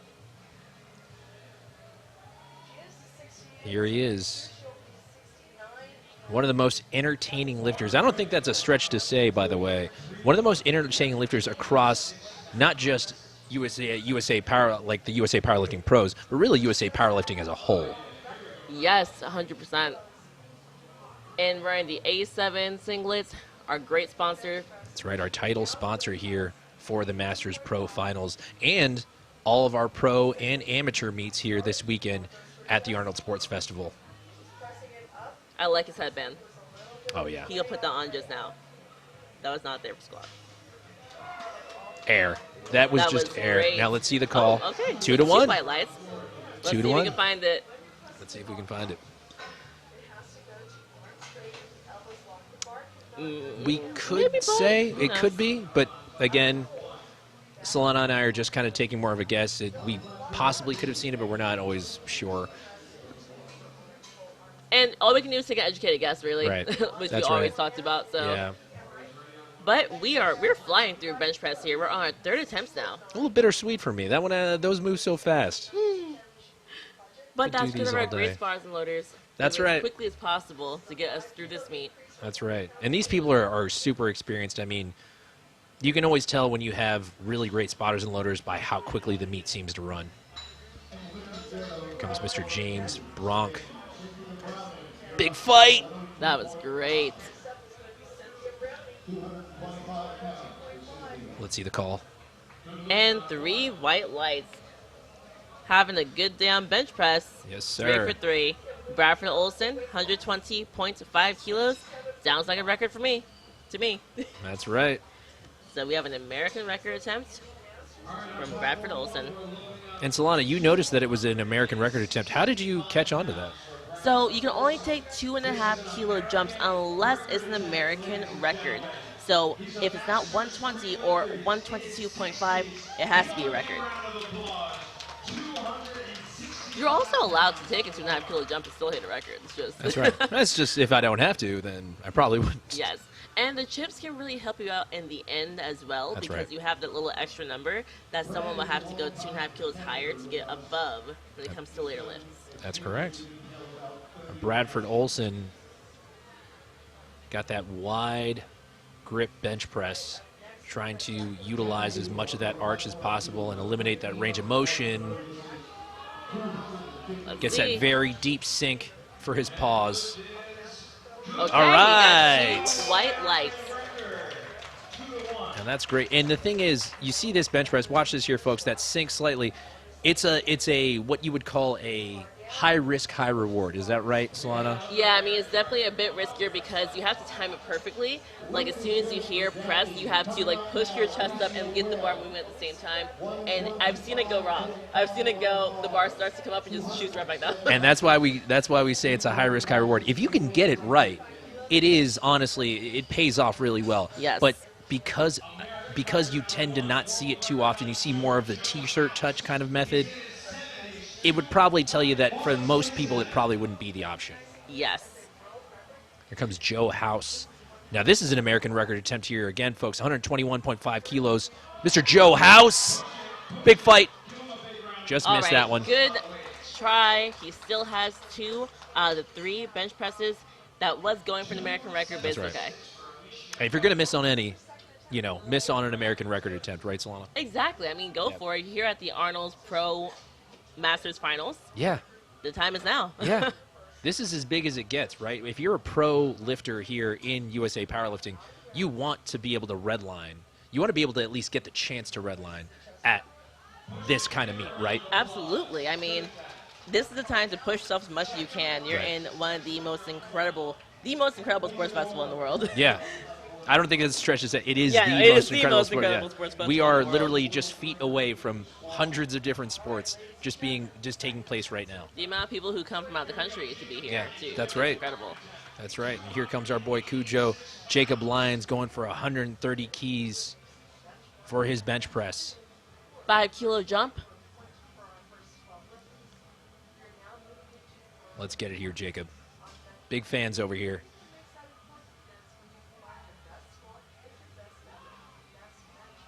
That Beautiful. looks solid. Beautiful. And great Okay. technique. I mean, 3 white lights. that was a new American record.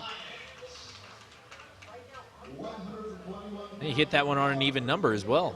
Yes. Yeah, can't make that up. I mean, Jacob Lyons, just super technical lifter as well. I mean, you see kind of how he sets up on his deadlift, and we'll see it later. But it's just like, it's double overhand, really pretty sumo hook grip. I mean, it's just like, you can tell that this man has worked on his craft for a very long time. Yes, you can. And now, Wade Craig coming out, 132.5 kilos, 7.5 kilo jump. Let's see if he can hit this third attempt. Mr. Wade Craig. Oh, yeah. That was solid. He needs a fourth attempt. I know. I mean, truly, he could definitely had more Sped weight. right through that. Love that press.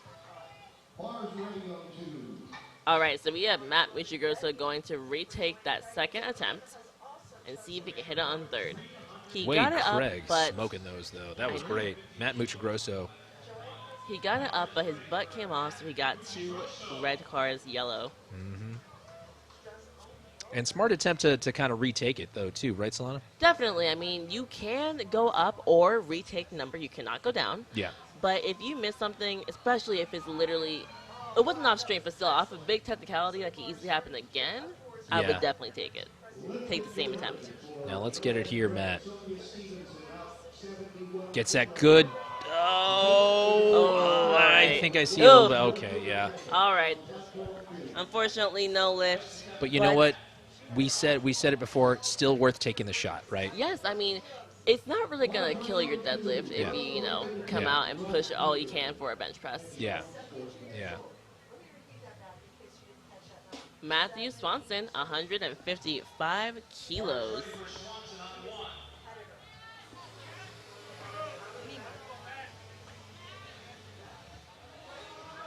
All right, he's coming out.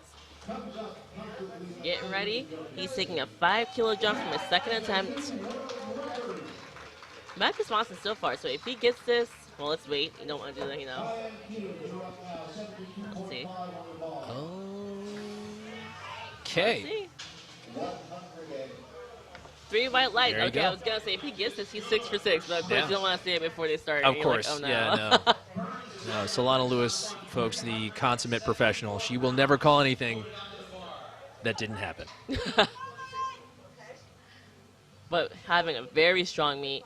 And Mike Burns. So we have quite a few people who just have seas of green. Let's see if we can keep it up.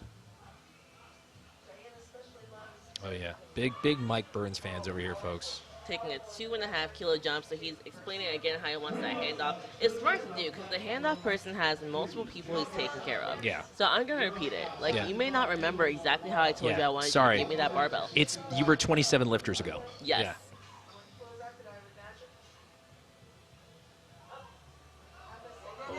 Oh man, all right. And sometimes you can see it a little bit off of the chest, whether or not it was maybe missing the touch point or something. But you could kind of see it. Let's see it on the replay. You can see it a little bit there. Solana gets a little bit out of place, and yeah. That's unfortunate. And you really self-correcting on the bench press on a third attempt, that's probably not going to happen. It's hard to do. I Yeah. mean, Incredibly difficult. Michael McQueen, 185 kilos. So he took consistent 10-kilo jumps throughout all of his benches. Michael McQueen. Getting everybody a fist bump. That's right. Getting Fully himself typed up. in the full murdered out kit. Love to see it. We love the swagger, as we already talked about. Of course. And obviously rocking the A7 all over. The socks, the game day socks, the meat shirt, the singlet. Our title sponsor, A7. Always demanding greatness. Let's demand greatness here out of Michael McQueen. Big That fight. was a great fight. Michael McQueen, 185 kilos, 3 white lights. That was a great fight. You know how he got it? It was the jump man. I believe in it. It was the jump man. And now we have Rob Ward to end out our Flight A bench press, taking a 7.5-kilo jump. Mr. Big Rob Ward, always acknowledging his spotters and lowers. I always love to see that. I also love to see when they acknowledge the referees at the end of the flight. Yes. That's always one of my favorite things. Saying thank you, which typically happens more for after deadlifts, Yeah. but Yeah. Big Rob Ward here. Getting that press. Now let's okay. see the call John here. Press, let's see. 3 white Good lights, lift there. ending on a high note for Flight A bench press. And can I also call out just a thank you to our production team, White Lights Media. These angles that we're getting are incredible. I mean, you're seeing some of the angles from all across the side on different angles where a lot of these are referee angles. So it's like for you guys at home being able to see this is it's a testament to how awesome White Lights Media is for putting on this production. Absolutely excellent live streaming, making sure we have all the angles. You can see everything clearly with great replays. Oh, yeah. So who stood out for you on Flight A there, Solana? I'm going to go with Matthew Swanson. Okay. I mean- I'm going to go with Michael McQueen for obvious reasons, but yeah, no, it was I Well, I think knew he'd be your pick, so it's not fair. Well, yeah, I Pick know. someone You're else. right. You're right. That third attempt was incredible, though. I mean, the fight that Yes. he had on that bench press and to be able to get through it.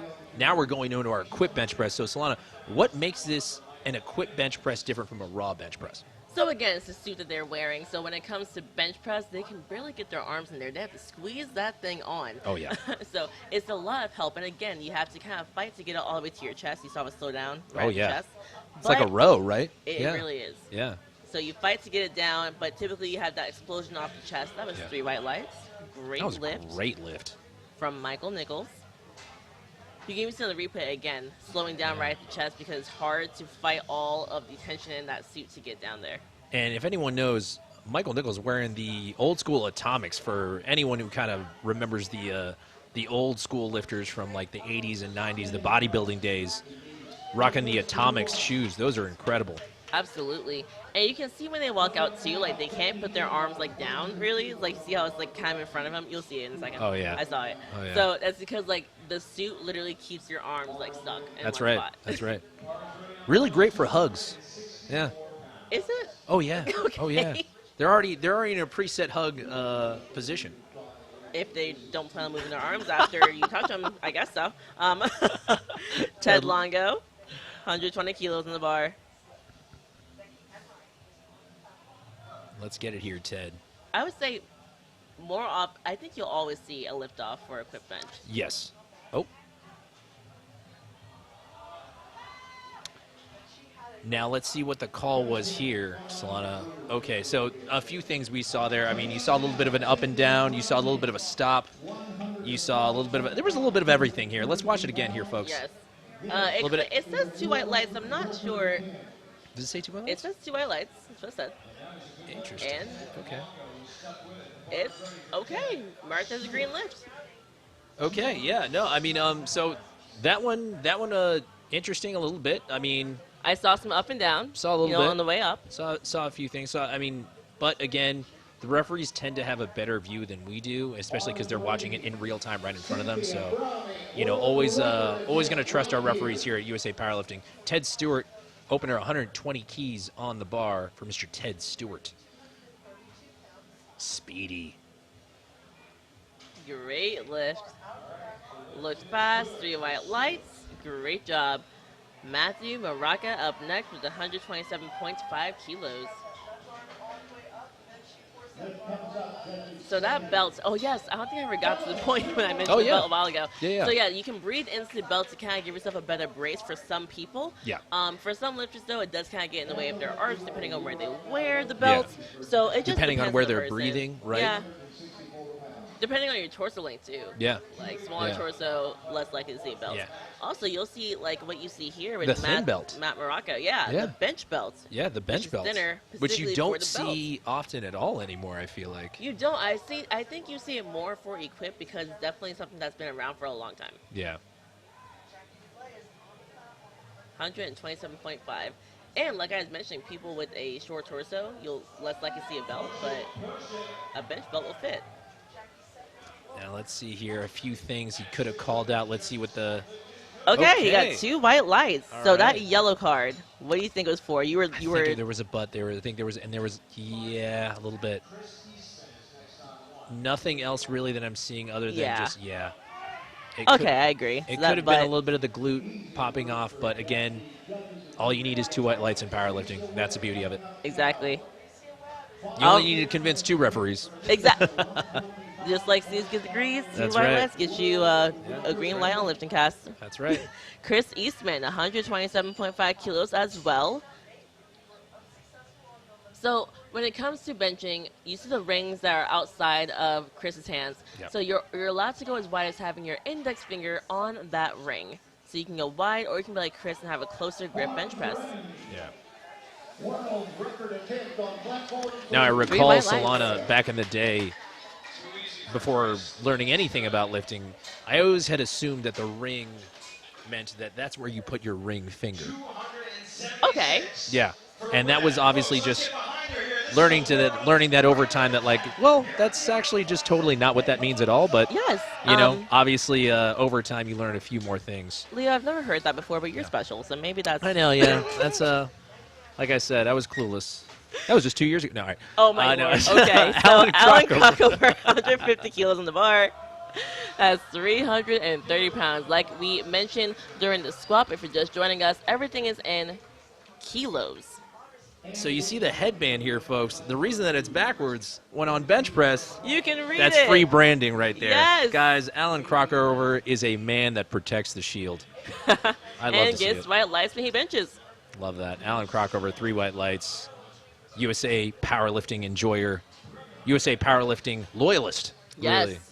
I mean, you don't get any more loyal than showing the branding on your bench press. I love that. That's awesome. Fantastic. Bill Sindelar.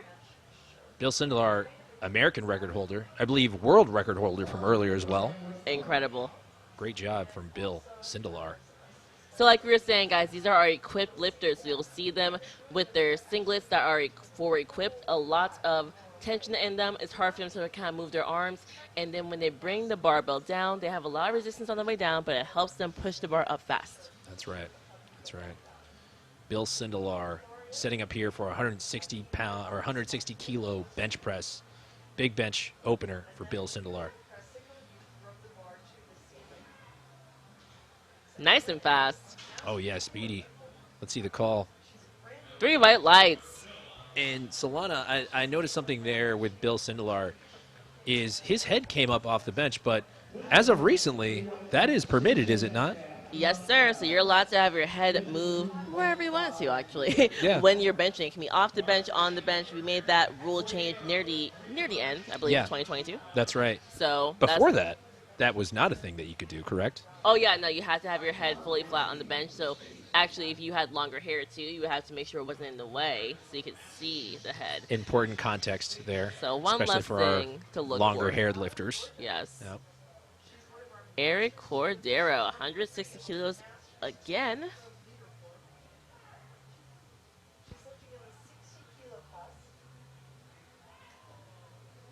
Oh yeah. Eric Cordero. That was a solid lift with 3 white lights. Very good lift. Coming out there, making his opener look like an opener. And one thing I noticed too is like that bar touched his chest, but the referee again waited for the bar to stop moving. So the bar was right. still kind of moving, and then once it stopped, she then said rest. And that's a calling card of an experienced referee, right? Is Yes. not just seeing the bar touch the chest, but it's also being completely motionless before they give the press command. Yes, exactly. So we have hashtag Team Gary. 182.5 Gary Fan Club. kilos. Yes. Our guy. I wanted to say great job in between the attempts because I saw him back there, but I was like, oh, he's locked in. Yeah, let him. We'll let him breathe for a little bit. Maybe even let him finish know off that we're the meet fans before later. we, Yeah, start talking about the fan we're club. big fans. Gary Pamplin opening here, 182.5 kilos on the bar. Wow, that was a great opener. Of course. And Of just course. like you said, so when it comes to an opener, you want it to move very fast. You're mentioning something you can triple. I do wonder, and I truly don't do equip lifting. Yeah. When it comes to equip lifting, is it the same thing for bench press, like something you could triple? That's a great question, obviously. And again, I wouldn't be able to speak to it, given that don't have a ton of experience with it. But I think that's definitely something to ask some of our more seasoned lifters, probably after the stream, and something we would probably speak to tomorrow. But especially during our equipped lifting stream, which we are going to be hosting. Yes. That's going to be super fun tomorrow at 2 p.m. Mm-hmm. That's Eastern right. Standard Time. Eastern Standard Time. Make sure you guys tune in and watch the master or the actual Pro Series finale Yes. with myself and Solana Lewis. So Baron Henderson is still going to finish out the meet, which we were talking about. Like, he already came here, even though he didn't get any squats on the board. It's still great to finish it out. Why not? Of course. I mean, we're talking about someone who possibly had 8 to 12 weeks of preparation. I mean, if you had to do a diet beforehand, too, I mean, Maybe. the preparation for this takes a long time. You're here, you're at the Arnold Sports Festival. You might as well redline. I fully agree with you. And why not? Let's see it. Okay, I think it looked good. And 3 white lights. All right. There you go, Mr. Great way Baron to- Henderson. And you know what? And that takes a lot mentally, doesn't it, Solana, to be able to fight back from what potentially could have been, not your best day, and being able to kind of be able to come back and say, hey, you know what? I'm here. Let's just empty the tank and let's roll. I fully agree. And we have the same exact thing for Michael Nichols right now, coming out for 107.5 kilos. He also is continuing to finish out the meet, even though he had no squats on the board. That's right. And you'll see chalk on the back, and I like that as well when it comes to benching to help you kind of like get settled, be even stickier on the bench. There's Mr. Ryan Donnelly, 217 keys. Massive, massive bench opener here for Mr. Ryan Donnelly. Oh, yeah. Let's see it. 3 white lights there for Ryan Donnelly. Incredible bench press. I mean, that's a near 500-pound bench there, Solana. That is. It's incredible. And again, an opener. So I want to see how big his jumps are from second to third. And actually, I mean, not sure if you could see it on that last one, or on the replay there, but we talked about like potentially not really wearing the wraps too low. His look a little bit lower than you might think for someone with a near 500-pound bench press. To each their own. Yeah, to each their own, right? I mean, of course, yeah, that kind of goes to show you that you're going to see a little bit different things, and I think that that's something worth calling out to our younger lifters watching out there is we talk about, success leaves clues, that these pros aren't here by accident, but take a look, try some things in your own training, and see what could work for you. And back to the start of the flight. Second attempts now, 107.5 kilos. We were just talking about him, Michael Nichols. Oh, yeah. That looks strong from here. Let's see. Oh, yeah. And 3 white lights. Great lift for Michael Nichols. Beautiful. Great job there on that bench press. Taking a big old jump to 122.5 kilos, Ted Stewart. Let's get it here, Ted. All right, and you'll see here, right here on Lifting Cast. So Ted, so far, having a perfect day. That's right. Trying to preserve a great day here, right? Yes. Taking a smaller jump, 2.5 kilos. Yeah, something slight, something slight. That's the smallest jump you can take when it comes to powerlifting. That's right. Everything is 2.5 kilo jumps or more, but all in multiples 2.5. That's right. You see our athletes getting set up here. We have it on the Texas Strength Systems rack. I was about to say, we haven't shouted out the brand new TSS racks that USA Powerlifting's using. That's right, the TSS racks. Thank you to Texas Strength Systems for putting their rack out there for us, for our lifters here at the Masters Pro Series Final. And 3 white lights. And again, another shout out to White Lights Media giving us this incredible live stream that we're able to watch right now. Too, right? Camera angles, the replays, all of it. We get to watch the lifters before they even walk out to the platform, some behind the scenes a little bit. Transitions are smooth. Oh man, we're huge White Light Media fans over here. Ted Longo from Ted to Ted, 130 kilos.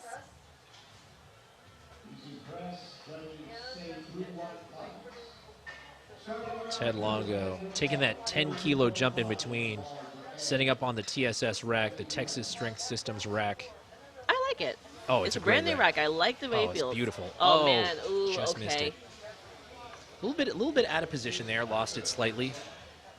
And we talk a lot about positioning, right? So if you lose positioning, it's hard to recover, especially in equipment. We'll probably, if I had to guess, see him retake that lift on his third attempt. Yeah, that's right. And for all we know, it could fly. Yeah, and we've seen it before, too. I mean, we saw it even earlier on the squat earlier today. We saw some lifters come back and hit some heavier weights or retake their openers again and be able to hit them again. So it's just like, it really is kind of, you're at the mercy of being able to get into that position, because I think I'm reminded of something other lifters say, which is just, positioning is everything in powerlifting. Yes, it is. And we have Matt Maraca, 130 kilos. Oh, man. All right. They're going to take that from him because the bar starts to come back down towards his chest. Yeah. So, I mean, Solana, at what point would you yell the replace command? Oh, yeah. I would just tell them to rack it as soon as I see the bar start to come down, like at all. Yeah. So, I mean, so what happens is if you see the bar start to come down at all, you as the chief referee, the one who's supposed to make the rack command, you should make the command immediately to rack, because at that point, the lifter is now in danger. Yes. But we do adjust the safeties. Yes. So that's also something to help, too. Also true. You got to have those face savers, as we like to call them. Oh, yes. I remember when I first heard that, I was like, the what? The what? oh, that's what it is. Oh, that was a great-looking fight from Chris Eastman. Looks smooth.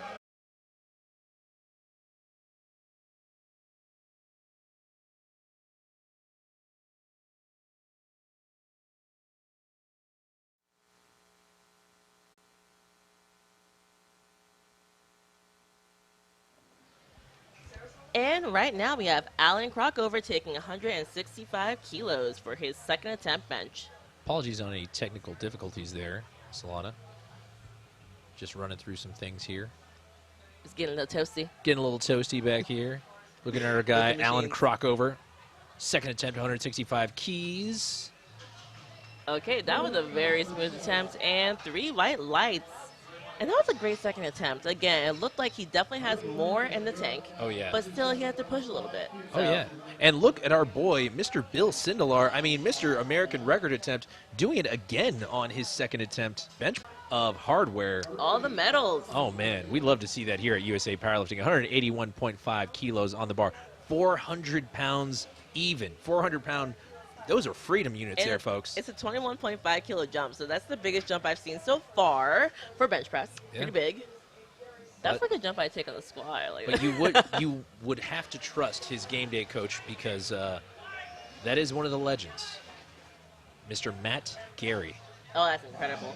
I Yeah. mean, You really can't get any better than that. you can't. He wrote the book, He- literally. He wrote the book. He wrote the that's book. now out. Yeah, go check it out there, folks. Matt Gary. 181.5 kilos. Let's see. I want to see how this moves. I'm Let's get it here, Bill. on my toes.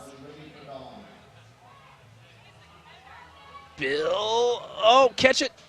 Great Oh, job. man. All right, so he really heaved it towards the rack, and like there was no way he could go Yeah. anywhere but go around it at that point because Yeah. he like pushed it up into the. And you talked about it earlier, though, Solana, is saying, like, you know, position is key, right? I mean, Yes. position is everything, but I feel like position is even more at a premium when you're in that shirt, Yes, right? 100%. In the equipped shirt. I mean, again, if you miss groove it, it's very hard to get back in position. No man's because land, the right? equipment Yeah. literally puts you in a certain position anyway. So Right. now you have to You're fight pretty much against stuck the there. suit. You have to fight against the suit to Yeah. like try to get back. Hashtag Gary Fan Club.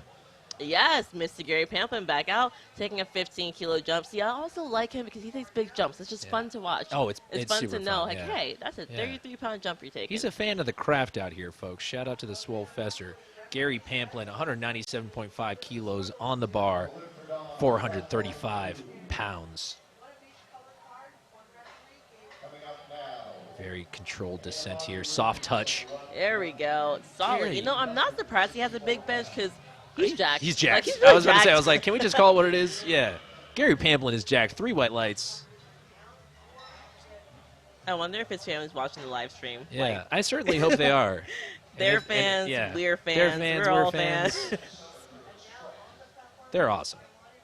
Gary Pamplin, you're awesome. Yeah. Baron Henderson's coming out. All right, taking a 10-kilo jump, 215 kilos. I like his ritual, too. You got to look up, Oh, yeah. give your thanks, Oh, yeah. and then go. Absolutely. Baron Henderson still sticking it out here, and again, that says a lot about his character. Really awesome to see him here, sticking around here at the Masters Pro Series final. Big push, come on. Oh, man, all right. Our spars and lures are excellent out here, you guys. They are grabbing it way before it gets anywhere near their faces. Yeah, and thank you Very so much important. again. We can't thank them enough. They've been doing a tremendous job today, Yes. and they're going to be working overtime, right, Solana? I mean, we're not just talking about this is the final session of today, but they've already done 2 bench press sessions before this. Tomorrow they're doing 2 full meets, Yes. and then on Sunday they also have another meet to do, Yes. and that's not counting the people that'll be working on the main stage in the expo, right? Mm-hmm. And A that's lot another of bench spotting press. and loading, you know, and I hope they have a lot of them to rotate them out, of course. But I certainly they hope do so. a lot of work, and they're the reason we can be here. That's right. They are our lifeguards. Here comes Ryan Donnelly, moving up to a 222.5 kilo bench press. That's 5 kilos above the opener. Oh, there goes that position. Does he Maybe, stay hold stacked? up. Now let's We'll see what the see. call. And 2 white 2 lights. white lights. Okay. The blue, so yeah, I'd say blue card too for not locking out the elbows. I was curious about it. And obviously, you know, we can totally understand that when you see the blue card there. I was like, okay. I thought we saw that there too. Just wanted to confirm. Yes. All right, so we're already on 3rd attempt bench press. Moving and cruising. So far, everyone bench Moving and alone cruising. had at least 1 bench in, which is great. That's right. That's right. Michael Nichols would be taking his third attempt at 110 kilos. Ladies and gentlemen, he's a Masters 4 lifter. He's in his Getting ready for him to come out. 742 And pounds. setting ourselves up. And again, looking at that Texas Strength Systems rack there, Solana, So pretty. it looks so awesome. I mean, I'm a sucker for kind of like a thicker bench pad, right? I mean, it's Everyone just, is. I mean, everyone is, because it's just like, it just feels so comfy. I mean, that's when we're talking about big, big weight, right? I mean, these are people's squats here. It Some people's really is. deadlifts. I mean, 100%. Like, Yeah. these people are pushing some very heavy weights here at the Masters Pro Finale. Can you finish it? Come on, lock it out. So close. Come on. Let's get it. It's a maybe. I'm not sure. Let's see the call. 3 white Three lights. white lights. Wow. All right. Incredible. All right. Alan Crockover. That last one, I mean, obviously, like, you know, we couldn't tell entirely off of the screen, but Alan Crockover hitting that big bench press on a grind. And what you want to see out of a third attempt bench. I mean, Yes. it's not supposed to be as fast as your opener. It's not, in every way, it's not really supposed to be the prettiest, but you're supposed to get it there regardless. It's an A to B sport. Yes, it is. Yes, it is. I agree. Bill Sindelar, 180.1.5 kilos. So he's going again for this American record. Remember, he took that big 21.5 kilo jump. He started to get it up, and he pushed it kind of That's towards the rack too fast. Let's see. And why not, right? I mean, we said it before, but this is the Arnold Sports Festival. If you're not going to do it here, where else are you going to do it? Exactly. The time is now. Let's go, Bill. Let's get it here, Bill. If Big he's coming bench out. press. Big bench press. He may not come out. Let's see. We're down to 25 seconds. Let's see the call. And actually, we actually see Larry in the back, our actual president, Dr. yes. Larry. So that's just a peek behind the curtain for everybody. The man who runs the entire show here at USA Yes. Powerlifting. We're very thankful for everything that he's done and all the opportunities that he's created for all the volunteers and all the sponsors and everything here at USA Powerlifting. Very thankful. All right, so Bill timed out, choosing not to come out for that third attempt.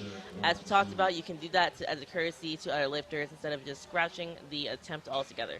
And we love that. Again, I mean, that's just as lifters, you do appreciate the ability that when your other lifters are looking out for you as Yeah, well. I mean, it's a courtesy, Yeah. not one that I'm sure I could do. So I really appreciate to see it. The sportsmanship is real. Wow, you really just showed that dog mentality right there, Solana. Just a peek behind the curtain. What you guys might see on Sunday there, folks, is Oh my goodness. Solana has just no courtesy whatsoever for I any of will her say other though, lifters. if I was in Equip powerlifting, I might do it. I might, because Equip is. you That's gotta different. Put that That's suit different. on. Yeah, That's that's the whole different. thing. That's different. Oh, here he comes here, folks. Gary Pamplin. Okay, so let's see. Can he get this 205 kilos, 7.5 kilo jump, Masters 3 lifter? Here comes our guy, Mr. Gary Pamplin.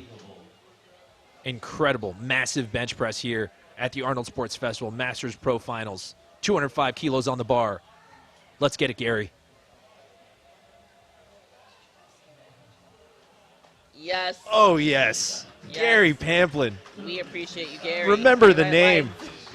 I know I Hashtag it. Gary Fan Club. will. Gary Fan Club.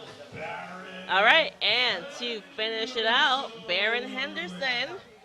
So looks like he's retaking 215 kilos. And Barron actually might be scratching that I know. one as I'm well. like, is he going to come out? Not sure.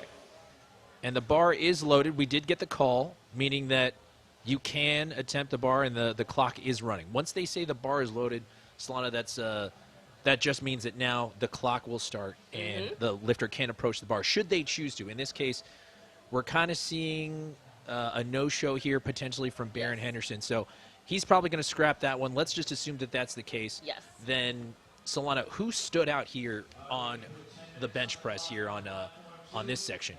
I'm going to go with Gary. Yeah. Gary, had to I be. mean, 6 for 6 so far. Yeah. And every attempt looks smooth and just, he does, like, no misgrooves, just technique on point Yeah. for everything. Squat bench. Yeah. I mean, Alan Crockover as well. I mean, we saw a really big bench press there, 177.5 keys out of him, and we saw it again there. It was a bit of a fight at the end, but Yes. he was able to lock that one out. He was able to get the call, and beyond that, it was just like seeing that day that he's had so far too. I mean, like Allen's whole day has also been, let's call it what it is. He's had a 6 for 6 day. Yes. I mean, he's slowly, quietly putting together a perfect meet. So, I mean, you're hoping that leading into deadlift, all of these athletes can kind of continue to keep their momentum. And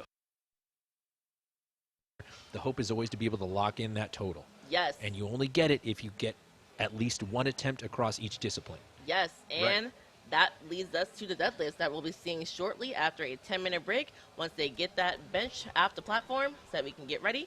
And we'll see y'all soon.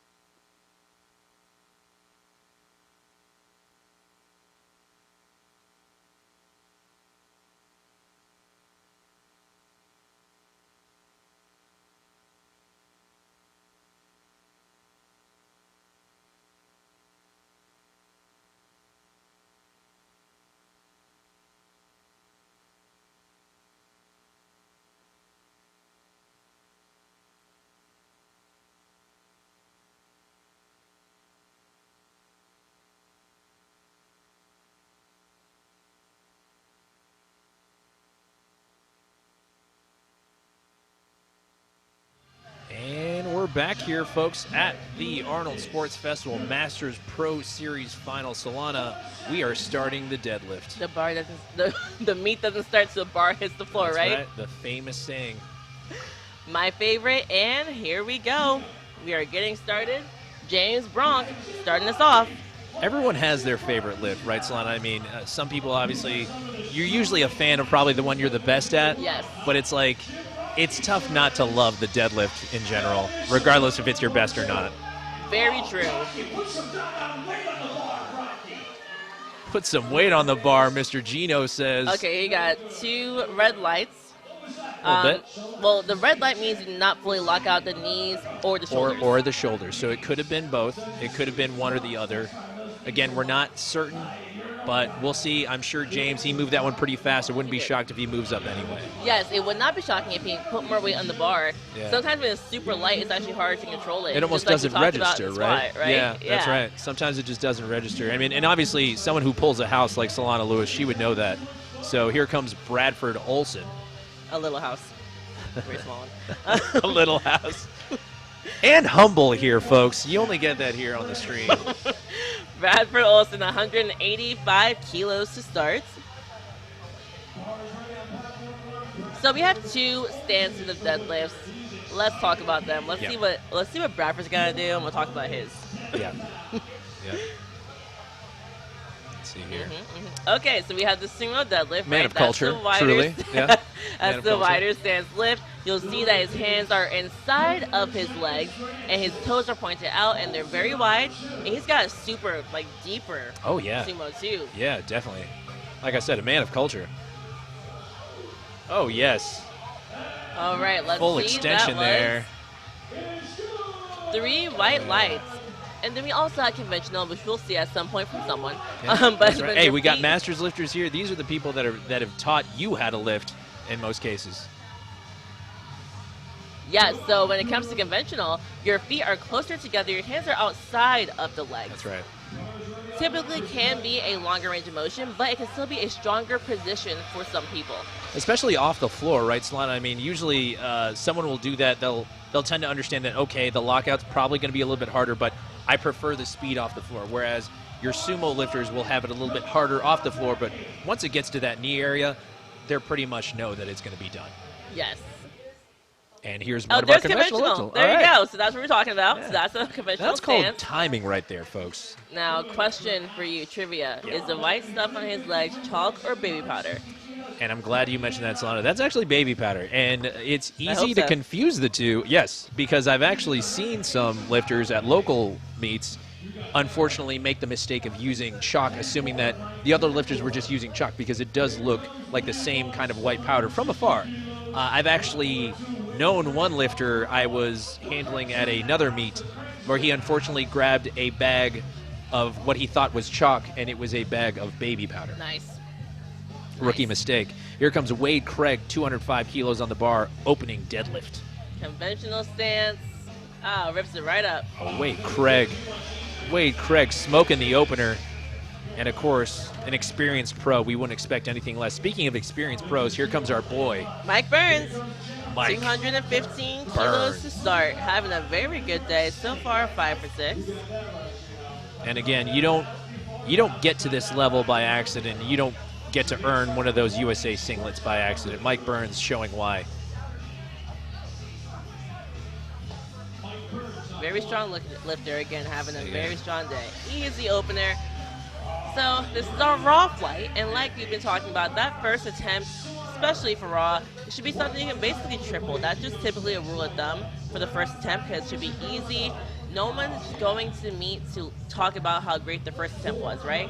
So Here comes our boy, about to run through a wall. I'm about to run through a wall whenever I see Matt there he Muchagrosso. is. Oh, yeah. Runs up to the bar. He's ready to go.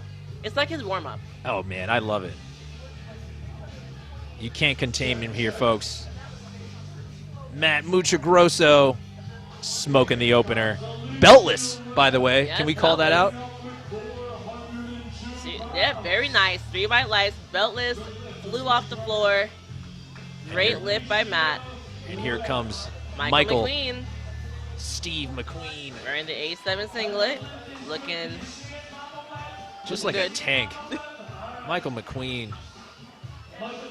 And again, thank you to our A7 sponsors. I just bought some pants for them. Had That's to right. That's support right. our sponsors of this great meet. That's right. Funny you should mention. I was telling Solana off air, the first place I go to whenever I get to the Arnold, whenever I get to C-Pod, I always make a beeline immediately to get the bar grip shirt for that year because it's always such a treat.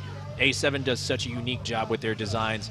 We love their stuff. I always love collecting the bar grip shirt every year at the Arnold. It's always so cool. This year's no different. So awesome. Love So, A7. Michael, you saw him trying to get that bar even. Sometimes people will make sure the bar is just like really straight. It's very helpful. So you can make sure you're like close to the bar in a good position. That was a strong opener.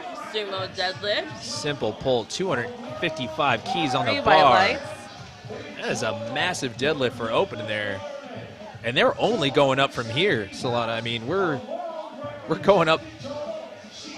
That's incredible. I mean, now we're moving on to our boy Cujo, Mr. Jacob Lyons. We talked about it earlier, but Jacob Lyons is actually one of my favorite Masters pullers to watch, probably my favorite Masters puller to watch, because he reminds me a lot of some of the younger open lifters with his technique. Very simple, very quiet, and it's one of those things, you see him take the slack out, you see him get that quiet wedge in. You can tell that this is a man who's very, very technically driven. I mean, you see the long arms. Now watch this here, folks. Those arms nice and long. Takes the Grab slack. the bar. Gets Getting the the slack hook. out right now. Yep, there's the slack pull. And now it's going to lower those hips in position. Did he just... Could have gotten out of I'm position not there. Just wanted to make sure. Oof, okay, up and Yeah. down. So yeah, he kind of went down a little bit and then locked it out. But losing balance, which is something you'll see more often in sumo than the conventional, that is. because the wider stance, you have more of variability with the lateral movements, right? Yeah. When it comes to very, very close stance, you're not going to fall sideways. It almost looked like a pause, didn't it? It almost looked like a pause deadlift. It did, but it's because Yeah, he lost balance, that's right. and that's why he went back Yeah, down and he paused yeah. it.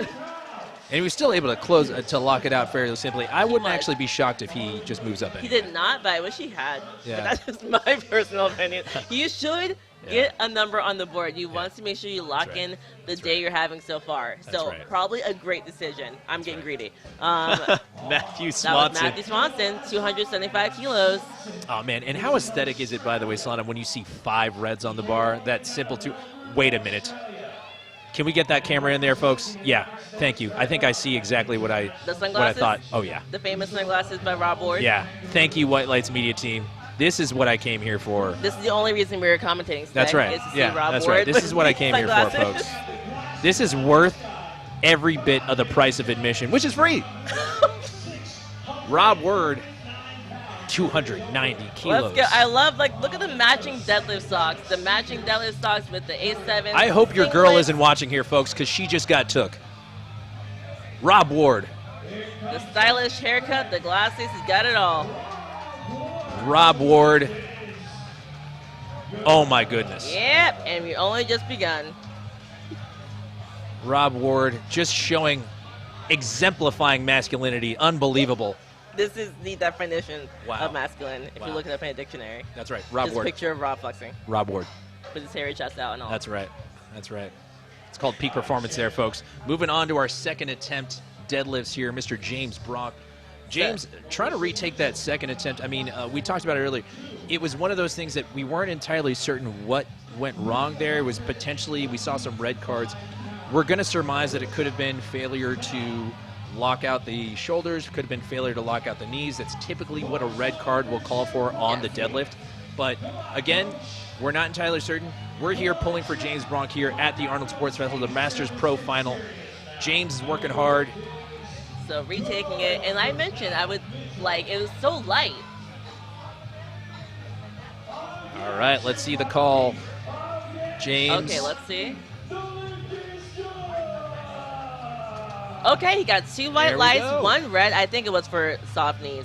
Okay, Not fully locking out. Failure knees, to, that's right. Yeah, so I mean, and again, that's kind of what we're going to assume when we see that red card along with the red light. So, but still a great job. Now he locked in his total. Yep. And that's good. And again, that's what we want to do at a meet.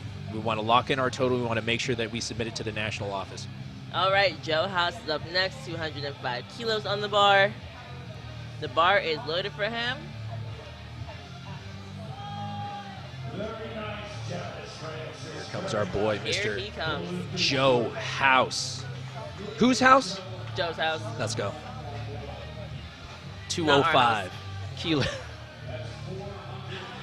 Oh, man. Always love working back here with Solana It's really Lewis. Arnold's house. That's right. 205 kilos. Second attempt here for Joe House. There we go. Nice and smooth. So it's really good that he has baby powder on because it literally like sticks to his singlet at the top. And so like it could Oh, yeah. potentially make it stuck. Oh, like yeah. It stuck. The Oh, bar. yeah. Oh, yeah. So And that's very smart. And very when important. They wipe down the bar because our spars and learners are awesome. And that little details like that you have to call out, right, Solana? Because Oh, yeah. when you don't, you notice it when it's not there. But as someone who has to, like, you got big pulls, sometimes it's a courtesy to be able to ask for it in between attempts. Yes. Now, it's a requirement, obviously, For for third every attempt. third attempt. But you don't have to do it. It's something that, you know, if you want it, you can do it. Yes.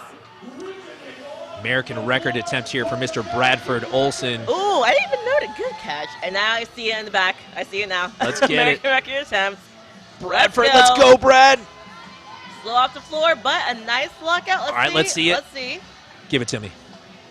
Give it to me. Okay. Let's two go! white lights, and that red light was definitely for is not locked out Wow. knee. The left one looked shaky, Yep. but he got all the nights he needed That's for right. it to count. That's right. And you know what? And what an exciting moment, too, for Brad. I mean, when you get a chance to be able to hit a big lift like this at the Arnold Sports Festival and Gino holds up your arm, I mean, like, it must be a great moment in your lifting career. It really is. I mean, I've had that feeling a couple times, and it's a good Yeah, one. it probably doesn't, it doesn't get old, I bet. So we got a big jump here, 227.5 kilos, 22.5 kilo jump by Wade Craig. And that's the magic number there, folks. We are now entering the 500-pound deadlift territory. Once you see that 227.5 kilos, you know we're getting real. Oh, yeah. That was nice and sturdy. Now that felt like an opener. Looked like an opener. Oh, Three yeah. white lights. Mr. Wade Craig having a good day. And here comes our boy, the bull himself. Just shot out of a cannon. Matt Mujigrosso. Menacing. I mean, he looks like, if anyone follows baseball, he looks like the closer running out onto the field, just ready to end the game. I don't follow baseball, so it looks like a man running up the barbell, and let's see how it moves.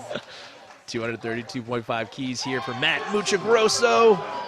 Oh, okay. And you know what? And we talked about a little bit about it earlier, Solana, though. The conventional deadlift, you're going to have it fast off the floor. Typically, yes. And your sticking point is always going to be at that lockout. And we saw it right there. Super fast off the floor. Got to his knees, wasn't able to lock it out. And it happens, and he'll probably, if I had to guess, retake it. That's He right. can retake it, or he can retake it, technically could go up or scratch it, so we'll see what happens. We'll see what happens. We have Mike Burns taking 237.5 kilos. Mike Burns, man. Incredible. Mike Burns. All right. That was a very solid lift. He's having a great day. Continuing to impress here at the Arnold Sports Festival, the Masters Pro Final 2023. So Jacob Lyons, right? So we want him to get this one. He missed it the first time. Yeah. He had some up and down, but it moved off the ground pretty fast. So Yeah. I think we should be in a good place Yeah. to retake it and get it. That's right. That's right. Well, we all got our fingers crossed here for Cujo over here. One of my favorite pulls to watch. Definitely my favorite pull to watch in the Masters sessions. So technically driven. It's got that perfect set, that double overhand hook grip. Very quiet setup.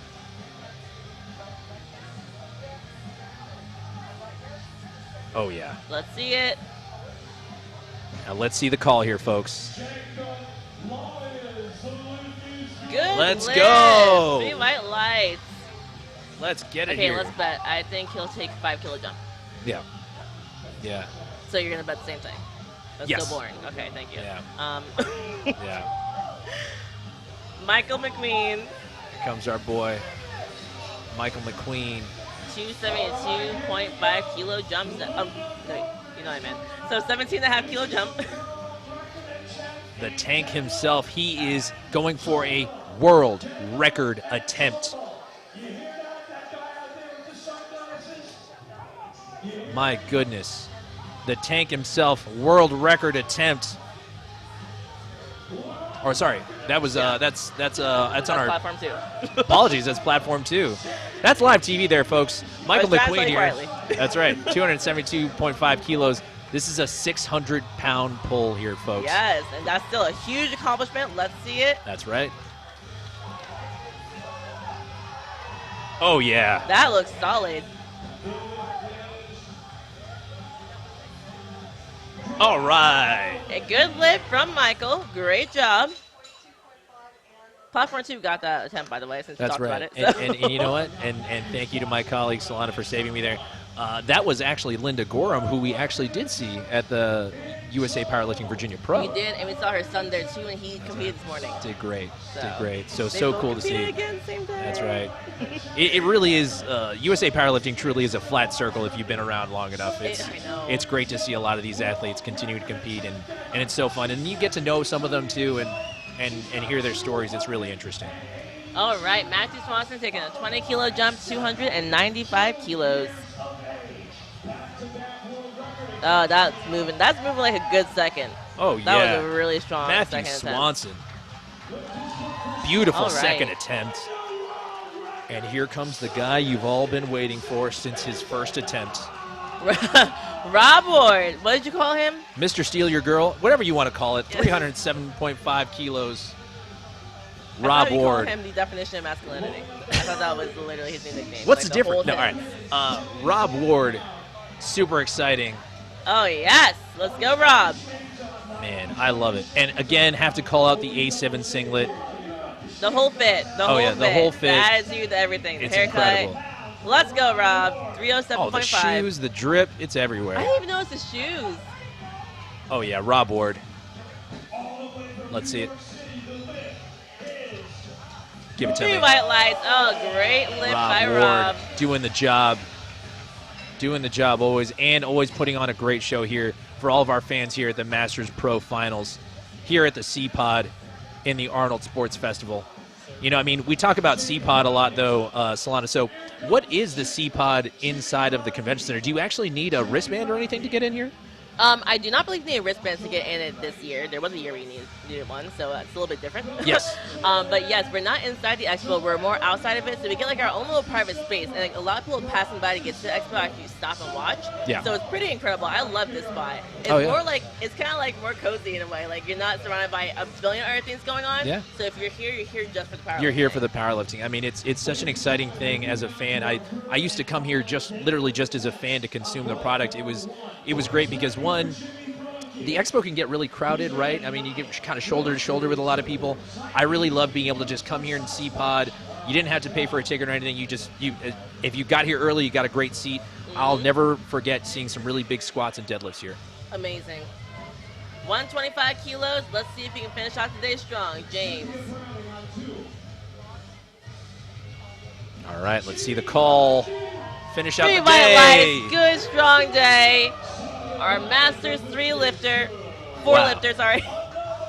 James, I mean, having a great day, finishing things off there on the big pull, 125 kilos there. Awesome job there by James. All right, we have an American record attempt for Bradford Olson, 212.5 kilos. And not for nothing there, Solana. I mean, 7-kilo jump. Straight up. Yes. And that's the second world record he's going for. He got the first time on the second attempt. Hey, if there's anywhere to do it, it's here at the Arnold Sports Festival. So let's see. Got that nice wide stance. Oh, yeah. Sumo. Let's get it here, Brad. Oh! Okay, let's see. Let's see the call.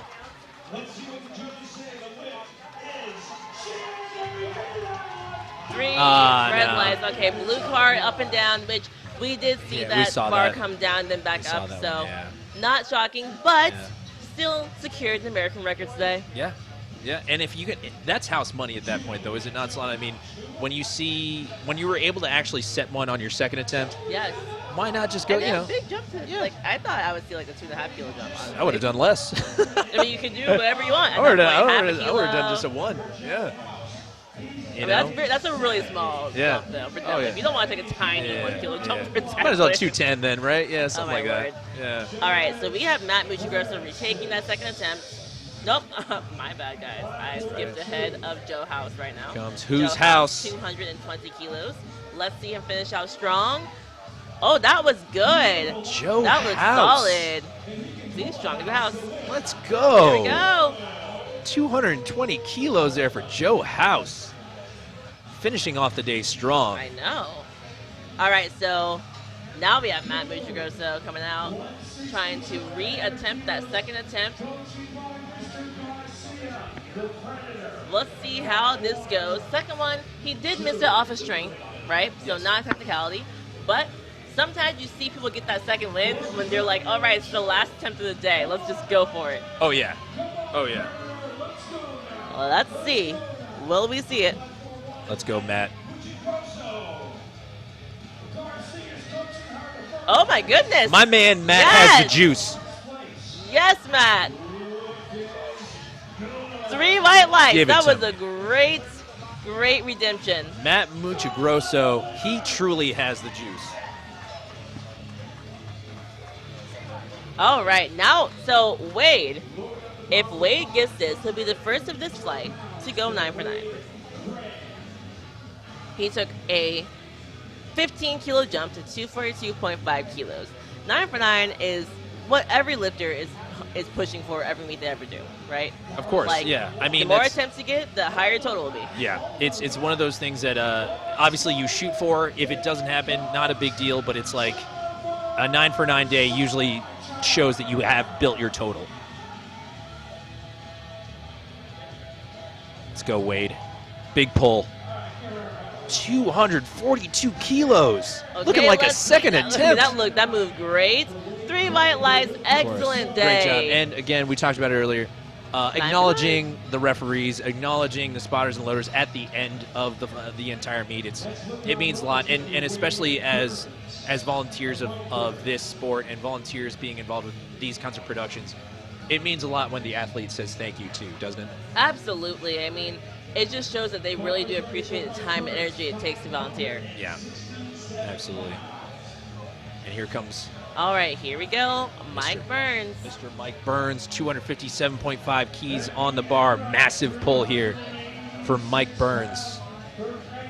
Let's empty the tank here, Mike. Little out ahead on that one. Slightly right. out of position there. Slightly kicked out on him. But still a great day there for Mike Burns. Still a great attempt. Excited to see him compete again on the Masters circuit. Absolutely. All right, we have a 15 kilo jump from Jacob Lyons. So he came back, got that second. He retook the first to get the second attempt. Let's see if he can end off strong with this 275 kilo. Super excited here to watch Mr. Jacob Lyons.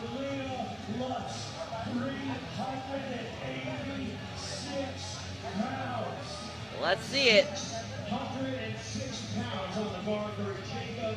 606 pounds. This is an American record attempt. Let's go. Masters 1 American record attempt. Let's get it here. Jacob Lyons, the resident break dancer in the house. Double Let's overhand go. hook grip. Wow. Over 4 times his body weight. Got 5 reds on the bar here, folks. This is a massive pull. Let's go. Let's go. Oh, my goodness. Oh, my goodness. Okay, let's see. Give it to me. 3 white lights. Wow. Way Wow. to. And Oh, there it I is. love it. I love Jacob it. Lyons. You're probably only going to see that once this weekend, guys. Clip Yep, that that'll off, be the only time. team. Thank you so much. Let's use that for the promo next year. Yep. Appreciate it. Incredible. Jacob Let's Lyons. make it a meme. Let's make it a meme. Love that. Great job there by Jacob Lyons. All right, so Michael McQueen taking a 2.5 kilo jump. Let's see if he can grab this. This will be a 9 for 9 day if he gets it. taking 275 for a ride. And again, big pull here. Got 5 reds on the bar here, 275 Let's go. kilos.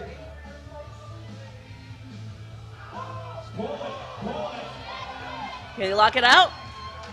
It Let's looks see it. like he can. See the call. 3 white lights. Our second lifter of this. Go 9 for 9. He said I'm not going to do a backflip. Yeah, it's not that easy. No, definitely not. Definitely not. But great job by Michael McQueen. I mean, what a great day for him. So Matthew Swanson will be our next lifter trying to go for a 9 for 9 day. Let's go. Big hype here for Matthew Swanson. Massive pull. 310 kilos here. He'll be ending out Fight A for us. That's right. Let's see it. Come on. Oh. Tough one there. It was funny. I heard the drop before I said anything. Before Yeah. I saw it, I was Yeah. like, I said early, but I heard it drop. There's a slight delay, a little peek behind the curtain for everybody. We're off to the side of the stage, so we're slightly behind in terms of the replay. But Solana, after watching it at Flight A deadlifts, I mean, who was it that stuck out to you? Jacob Lyons. Had to be, right? I mean, Yeah. he can backflip better than I can. I can't do it at all. I mean, that was incredible. Yeah. Yeah. Being able to see somebody after you missed that opener and then come back and hit an American record Yep, attempt. that's hard. Like, first of all, my confidence. Yeah. After I failed Hats first. off, buddy. Yeah. Hats off. That was a great job. Here comes Matt Marocco opening 150 kilos on the bar for our equipped lifters. Yes, now we're to our equipped Flight B. Very good. 3 white lights. Beautiful pull there. No, and again, we talked about it earlier about not wearing a belt on deadlift. Sometimes a lot of guys and girls like it because of positioning. You actually saw that out of Matt. Yes, we did. And I personally, again, I don't lift equipped. I Yeah. don't really know what a deadlift suit feels like. I know it's the least amount of help from all the suits for each lift. Yes. Ironically, right? Yeah. I don't. Yeah. Yeah. Is it ironic? Yeah, I guess so. I mean, like, because you would think that. I guess I don't know. Yeah. We Figure that have out. Michael Yeah. Nichols coming out. Lots to learn on our end. Yeah. 106.5 kilos. Michael Nichols in the Sabo deadlift shoes. Very solid lift by Michael. 3 white lights. Excellent lift for him. Great pull there by Michael. Moving on to our boy Ted Stewart, 182.5 kilos. We want all of these lifters to get their opening attempts. So for those who have at least one lift in every single lift, the squat, bench, and deadlift, they can secure their total.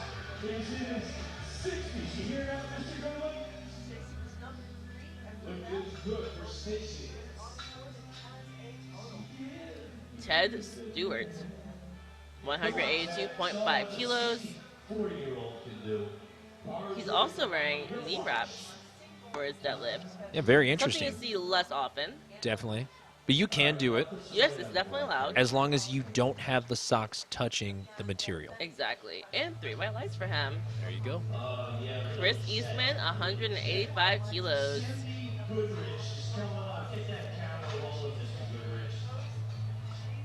185 keys for Chris. All right.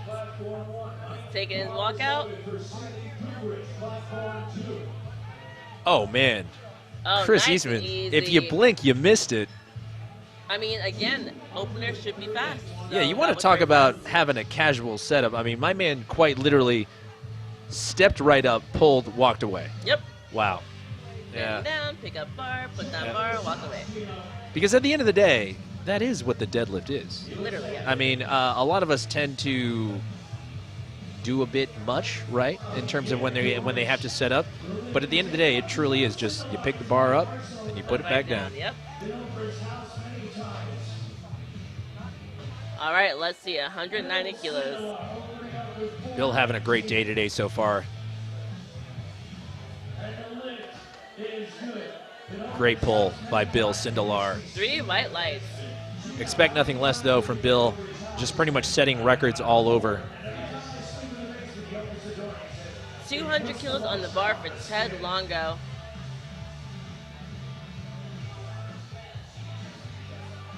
So you'll see here, the reason we have all of our lifters for the deadlift wearing long socks is so we don't end up with blood in the bar, really.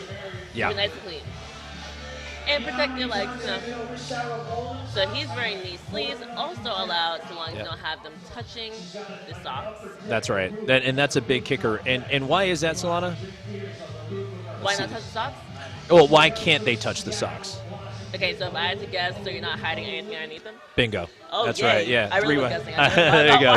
go. 3 white lights there for Ted. And yes, and that's correct. So the reason why is they want to make sure that you're not trying to hide anything under your, like, any sort of assistive equipment.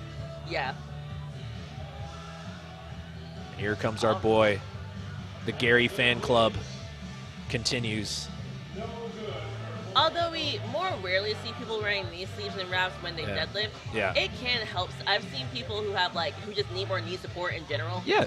Just when they use them. Absolutely. 200 keys, simple opener there for Gary Pamplin. Also continuing to have a great day himself. Putting together twisting a gem, as they say, Gary Pamplin.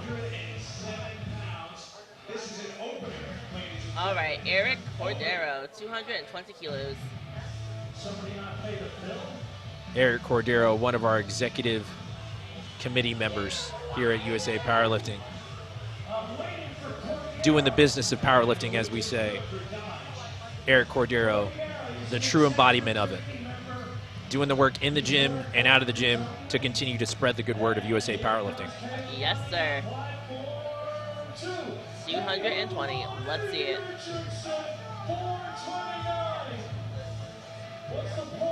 Okay, that looks solid. Let's see the call. Okay, he got 2 white lights, 1 red light. Red card, it means either not locking out the knees fully or the shoulders. Moving on, we have Alan Crockover, 230 kilos on the bar. Alan Crockover.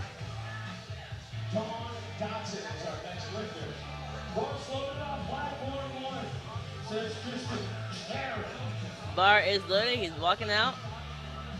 Alan also quietly putting together a great day as well. Yes, he's also shooting for that 9 for 9 day. That's right. Still in the hunt. Him and only 1 hour lifter and only 2 of this flight going for 9 for 9. That's pretty exciting. Yeah, very impressive stuff here. That was a very fast opener. Yeah. And Alan opting for, let's see the call.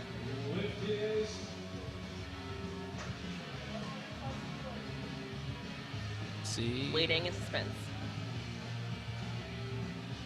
Waiting with that Offspring song in the background. 3 white white lights. There you go. And Alan opted for a little bit more of like the hybrid sumo stance you saw there, a la Angelo Fortino, one of your colleagues, right?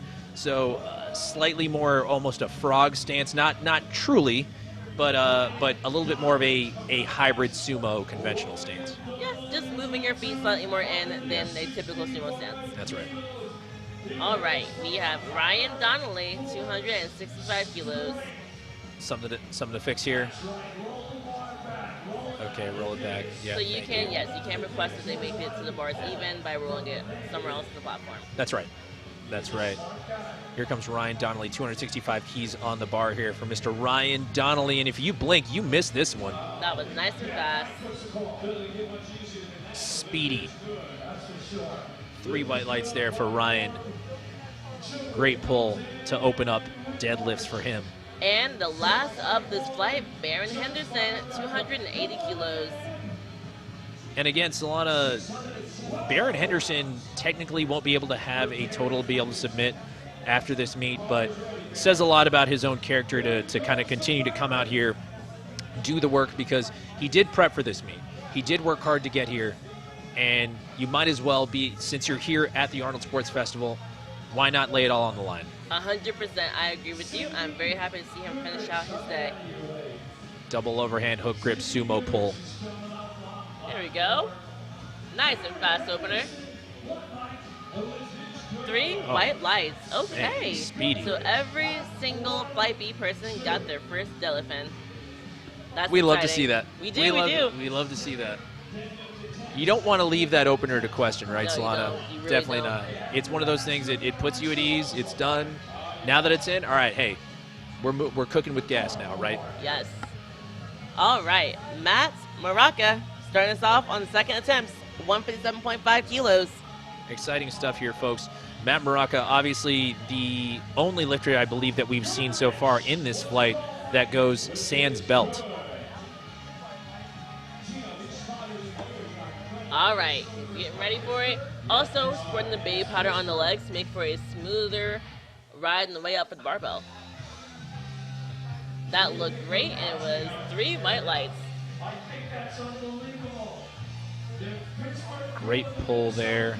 Here comes Michael Nichols. Nichols. 167.5 kilos on the bar for Mr. Michael Nichols. Michael locked in his first attempt, jumping up 10 keys here to 167.5 kilos. But Michael Nichols, it bears repeating. This is a Masters 4 lifter. This is 70 to 79 years of age. I mean, guys, you want to talk about 70 to 79, to be able to be out here and you're pulling big weight, especially in this kind of environment, how stimulating this must be. I mean, it's incredible. It's a true testament to Michael Nichols. There we go. Locked out nice and fast. 3 white lights. All right. Bill Sindelar taking a 12.5 kilo jump, 202.5 kilos. And remember, those bars and letters, you're wiping down the bar. Make sure the weights are tight on each side. Just doing an excellent job. Doing a great job.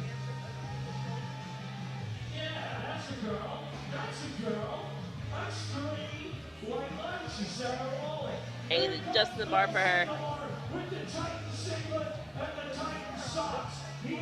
Bill Sindelar. Having a Love great to see how it day moves. himself, continuing to set records. It feels like on almost every attempt, Bill Sindelar. There we go. Oh, yeah. Nicely done. Beautiful pull. 3 white lights. Let's go. Bill Sindelar. Have a day, my man. Have a day. Okay. Ted Stewart, 202.5 kilos, a 20-kilo jump. Ted Stewart. One of the lifters, instead of doing the sleeves, he's actually opting to keep the wraps on in his knees for his deadlift. Yes, he is. We noticed this in the first attempt. And like you said, that is allowed. If that gives him more knee support, more power to him.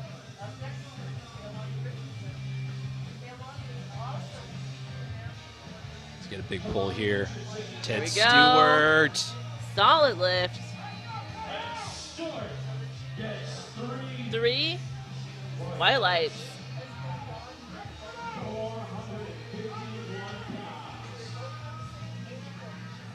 All right, next up, Chris Eastman, 205 kilos on the bar.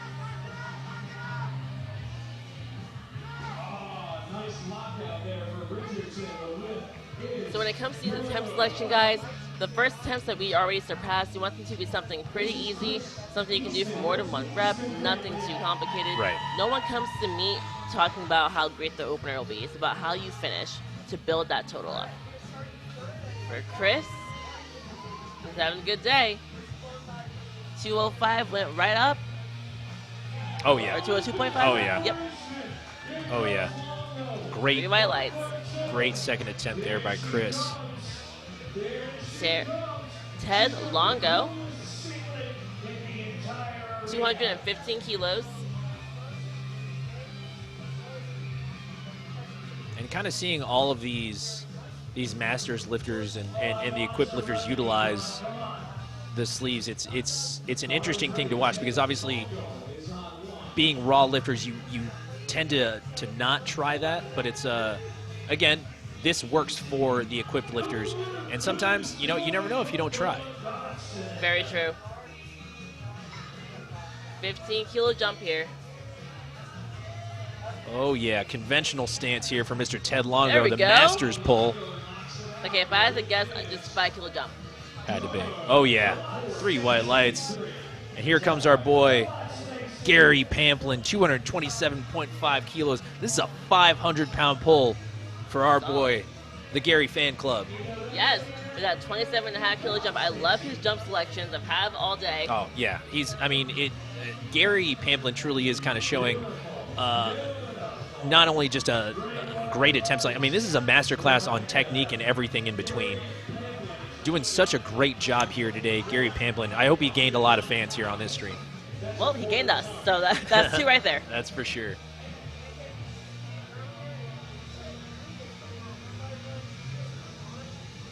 Oh, yeah, that's There we slight work. go. Let's see the call here for Gary Pamplin. 3 white lights. Great pull. Same amount of weight on the bar for Eric Cordero, 227.5 kilos. Beautiful pull there by Mr. Gary Pamplin.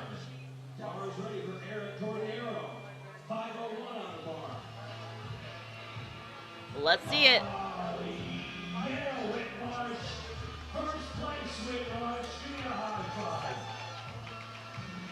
Solid.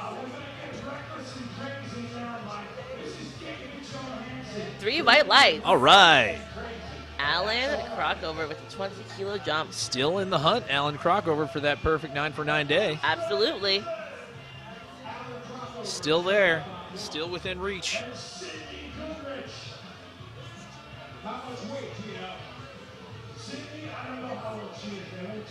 Let's see him hit this. We love those big jumps. Alan Crockover, 250 kilos, 550 pounds. Let's get it here, Alan. I'm pulling for that 9-for-9 day for him. Oh yeah. Good pull there. There we go. Let's see the call. Solid. 3 white lights. All right. Now, Solana, let me ask you, put on your handler hat. Would you go 5 keys there? Yeah, probably. Yeah. Just as a safe third attempt kind of Yes. thing, know that it's there. Because Yes. that one deviated a bit in terms of speed from that opener a little bit. I agree with that. Yeah. So I would say it's a fair bet to make by kilo Yeah. jump. But like you said, I think you said something also. Sometimes you do like to take a little bit of a bigger jump on that second and third.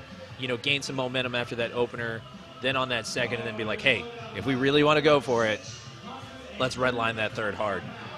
You get the choice to make That's right. the decision you want. But That's yes, right. 100%. That's right. Ryan Donnelly, 290 kilos. Let's get it here, Ryan. Big pull here for Ryan Donnelly, 290 kilos. Massive pull here at the Arnold Sports Festival Masters Pro Finale 2023. Here we go. Solid lift. All right, let's see the call. 3 white lights. All right, Ryan Donnelly continuing to have a great day here. Doing a great job. Thank you to our spotters and loaders cleaning the bar in between. Obviously, you're going to get a lot of kind of residue from the baby powder, a little bit of chalk. You want to make sure that it doesn't mess up the grip of the preceding lifter. So you want to be able to make sure that that bar is nice and clean. So there's nothing in question. It's all up to your strength. 100% again. 15 kilo jump here from Baron Henderson. Let's get it, Baron. Let's go. Oh, yeah. There. Oh, Ooh. slightly out of position there. That happens. Yeah, I can. That happens on the sumo pull, and especially you would have to assume wearing a suit as well. We talked about positioning, but it's because it bears repeating. Positioning is everything, but when you're talking about a sumo deadlift pull, positioning is everything. Everything, yes. Way more things can go wrong. That's right. With Now, sumo. folks, this is it. Yes. This is Flight B, Masters Pro Finals, third attempt deadlifts. This is it for us. After this, guys, we're going to be all set. I'm sure you're all annoyed of listening to us at this point. Oh, my goodness. It's just we are now going to see the true mettle of all these lifters. Very exciting time here today. This is when all the lifters put it all out on the line. They, as they say, leave it all on the platform here. Absolutely. Their last chance to live any race in front of their friends, family, fans. That's right. At least at this year's Arnold Sports Festival. That's right. Masters Pro That's right. Finals. That's right. We hope you guys have enjoyed the stream. We really appreciate the White Lights media team here. Done a great job with the production. Matt Maroka. Okay, Matt Maraca still overall has total after today going 549 overall. Okay, 12.5 kilo jump, 180 kilos from Michael Nichols. So That's we're going right. to see these bars and lowers cleaning the bar every single attempt now because we're on third attempt. That's right. You don't want to leave anything to chance, right, Solana? We don't want to make sure that there's any sort of residue of any sort of chalk, any sort of baby powder from the previous lifter. You want to make sure that it's nice and clean, so it's all up to the lifter themselves. Exactly. Michael Nichols jumping up 12.5 kilos here. His third attempt deadlift. Guys, this is a Masters 4 lifter. I mean, that means he's in his 70s. It's really incredible to watch these lifters today. No matter what your age is, you can still This power is a lift. near 400-pound pull. Let's go, Oh Michael. my goodness. Let's see Let's it. see it. Oh no. Oh. Okay, 2 reds. So he got Tough a one. red card for not locking off the knees or shoulders. Could have been the And call. a blue card, which means either up and down the bar. So, Solana, that is a two red light lift. That can be taken to the jury, can it not? Oh, it can At be, this yes. meet. Yes, it can. Yes, that's right. We'll And see if that happens. again, costs you nothing. Might as well ask. I agree. Yeah. The jury can overturn the lift for you Yeah. if they see fit to, and then the lift counts. That's right. They can also alternatively grant a relift should that be the context. Here, you wouldn't get a relift. It's more of a decision. Yes. All right, Ted Stewart, 207.5 kilos, 5 kilo jump to the last deadlift. Let's see it. Ted Stewart. Now that looks like a solid third attempt. Let's see the call. White lights, 3 white lights. Excellent job. Great job today by Ted Stewart. Solid day, 8 for 9 day there for Mr. Ted Stewart. Now we're moving on to our boy, Bill Sindelar. Bill Sindelar, 210 kilos in the bar. Bill Sindelar, another one of our Masters 4 lifters. I mean, you can't say it enough. These guys are 70-plus years old, pulling over Incredible. 200 kilos. Yes. This is massive. 210 keys on the bar for Bill Sindelar. And that's 7.5 kilo jump. He has 30 more seconds. He might be skipping his last step. And again, this could be as a courtesy to the rest of the lifters, right? Just saying, hey, I don't have any more gas left, right? You want to kind of take a breather, give my other athletes a breather, and let the clock run. Regardless, Bill Sindelar still had a great day here. Did an awesome job, set a couple of records.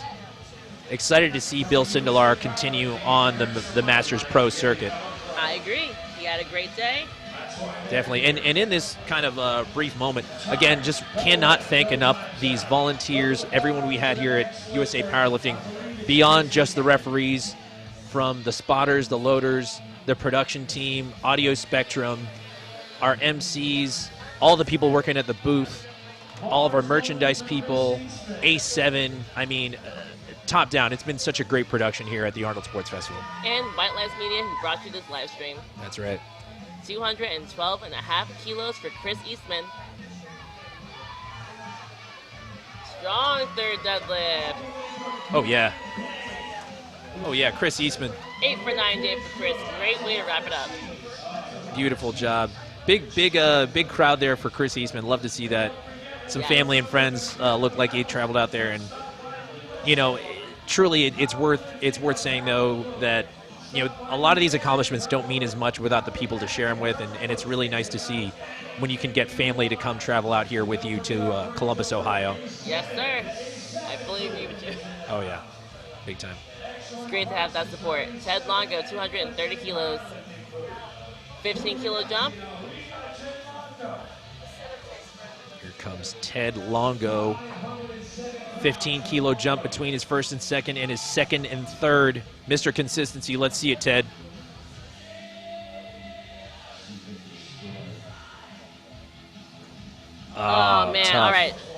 of steam for today. That's but good. Overall, at least with the total, had 6 attempts successfully made today. That's right. That's right. Eric Cordero has 232.5 kilos. Eric Cordero, one of the executive committee members at USA Powerlifting. Eric Cordero, 5 huge kilo pull. jump. This is over 500-pound pull here, folks. This is a 512-pound pull from Mr. Eric Cordero. Let's see it, Eric. Conventional pull. Oh, yeah. Very strong deadlift. Let's see the call. There All we go. right, White Eric lights. Cordero. And rounding it out here, right after that, Mr. Gary Pamplin. Yes, y'all know we're a fan. If he gets this, he will have a 9 for 9 day. Be the first of the whole flights to hit a 9 for 9 day. That's right. And to follow him, another gentleman who is also chasing A 9 for 9. a 9 for 9 day. So a little bit of pressure here on our boy Gary, but I like to think that he can handle it. I mean, yeah, only a 10 kilo jump. The first jump was 27.5 kilos. So. That's right. Let's see it here, Gary. Oh, yeah. Love it. Let's see the call. Excellent. 3 white lights. All 9 right. for 9 day. Hashtag Gary Fan Club. Absolutely. Make sure you guys like and subscribe, Gary Pamplin. We appreciate it.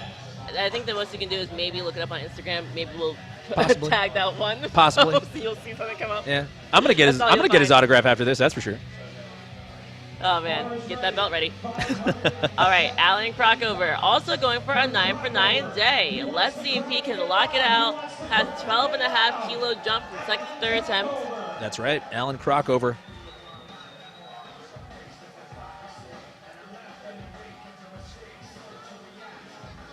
Let's see it. Alan Crockover. Give it to me here, Alan. Come on, man. Let's lock in this 9 for 9 day. Oh, man. All valiant right. effort. Did his best. 8 for 9 day. Still a good day for him. Went out on his sword there. Guys, I mean, Alan Crockover, what a tremendous performance. So close to a 9 for 9 day. Still, nonetheless, a great performance there. All right. Baron Henderson. Let's see if he comes out for his third attempt to re-attempt it. He fell backwards in the first one. I think he might come out. We've had a lot of people knock him out for it. That's when right. They That's went right. to retake the same number, but I think Yeah. he might come out because he could have had that one. I think so, too. And I think that we talked about it earlier, but that is something that, yep, and there he is. There we go. Let's see it. Mr. Baron Henderson. Guys, we only have 2 more pulls left in our Masters Pro Finals here at the Arnold Sports Festival in lovely Columbus, Ohio. Yes. Let's hear it for Baron Henderson. Retaking 295 kilos.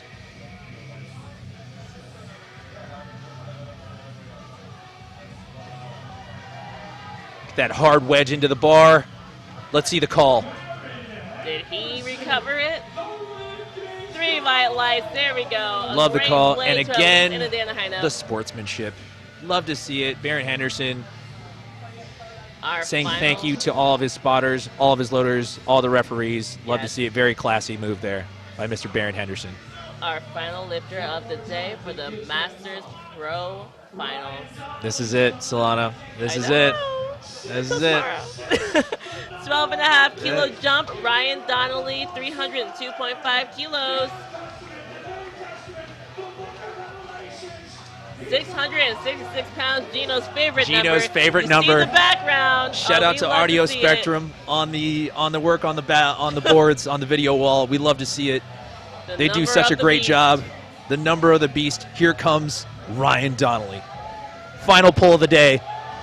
Let's get it. Yes. Strong to the Knocks it top. out. Green white lights. What a great way to do the horns. Oh my gosh. What a great way to end this, our first ever Masters right. Pro Finals in Columbus, Ohio at the Arnold Sports Festival. That's right. Solana, I mean, we saw some tremendous performances today all across the board. I mean, watching the Masters Pros means so talk about it before, but it's like it bears repeating. Looking at these guys, looking at these girls, they do so much for the sport outside of just lifting that it also means a lot to be able to see them also compete and have their place to compete too, because they also deserve their shine, and they also deserve the ability to be seen and understand how unbelievably incredible it is. I mean, you're looking up and down at the screen. I hope you are seeing the same thing we are here, folks. All of these dots points to be able to have in the 400s. Some, yeah, we're even seeing, I mean, Gary Pamplin, please. I mean, yeah. Right? Let's call it what it I is, was like, if right? you're gonna ask me Gary who Pamplin, stuck right? out. Right. But it's still like seeing all of these numbers at that age. That's unbelievable stuff, right? I mean, to be this far into your lifting career and still making progress and being able to compete on a level like the Arnold Sports Festival, it means so much, and it's a huge testament to them. Solana, you know, closing words, any thoughts on any of the lifters or anything you saw here today? Overall, it was great to watch this. I love seeing people in their 70s lifting. I mean, truly, the powerlifting is for everyone.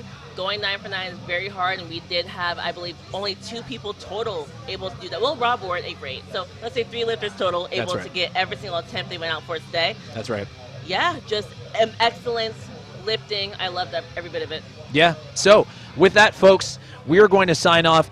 Come join us tomorrow morning, 8 a.m. Eastern Standard Time. Join myself, Leo Bonnet, as well as Solana Lewis. We will be here in the morning at 8 a.m. Eastern Standard calling the Pro-Am for the Arnold Sports Festival here in lovely Columbus, Ohio. Guys, we can't wait to see you. Thank you so much for tuning in with us.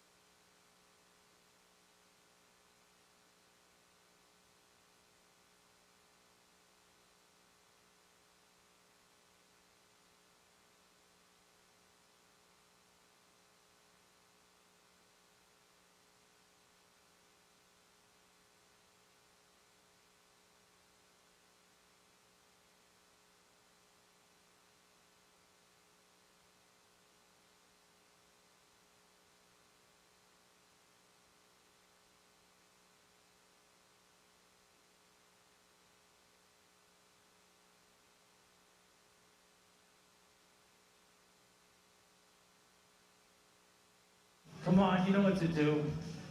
Dude, you're short. Get up here, front row. Anybody that can pull 4.5 times their body weight, you're right up there in the middle. Let him in, Burns, let him in. All right, now let's get a group shot.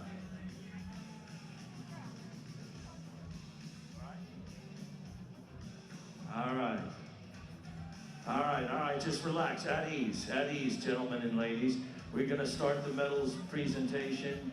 Handing out the medals, we have Jackie Kenjerski, right over here, the beautiful Jackie Kenjerski, and the president of USA Powerlifting. Give me a round of applause for Dr. Larry Bailey, president. He's running this whole shindig.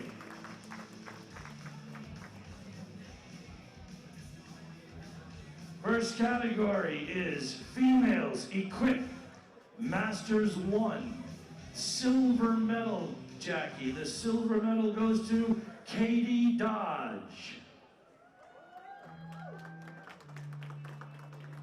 Katie Dodge. All right. How about first place, Kehaulani Richardson. All right. Have they gone out to the bar? Katie or Kehaulani? K or K? Are either of you here? All right, we'll move on to the next category and we'll get back to them if they show up. Women's Equipped Masters 2, bronze medal winner, Stacy Metcalf.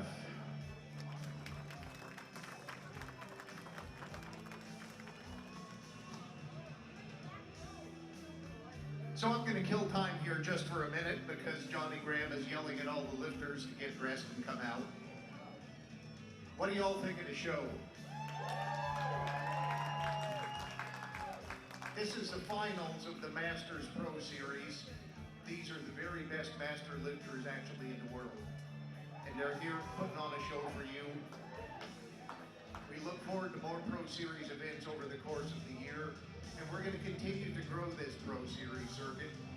So it turns out to be something where people can actually make a little money and you can actually see the best of the best. So please give the lifters again a round of applause. We're getting a few more of them out here. Wouldn't you know it, it's the guys who are late. They were doing their hair, I think.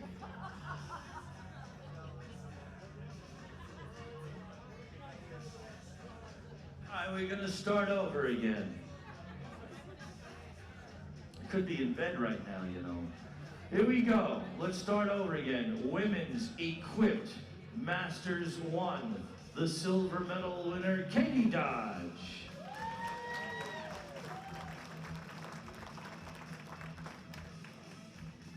And in first place, Kehaulani Richardson. Kehaulani receives a check for $500.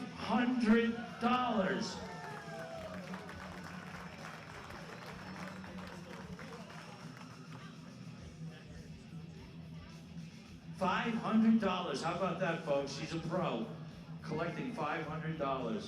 Women's Equipped Masters 2, bronze medal winner, Stacy Metcalf.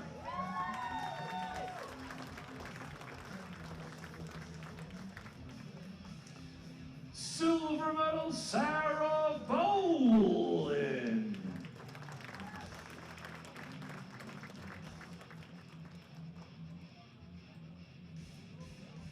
And in first place, Marie Brendan.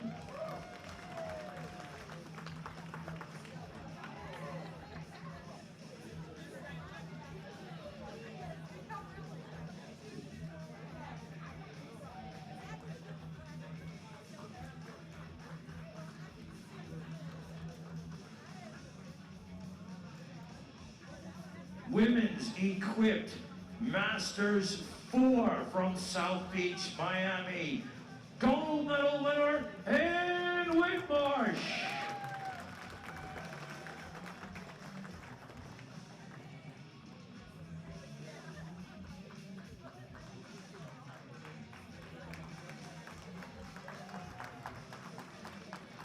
right, now we've got the top 3 best overall equipped lifters by formula.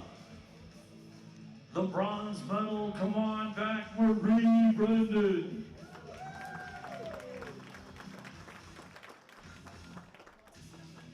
The silver medal, Katie Dodge.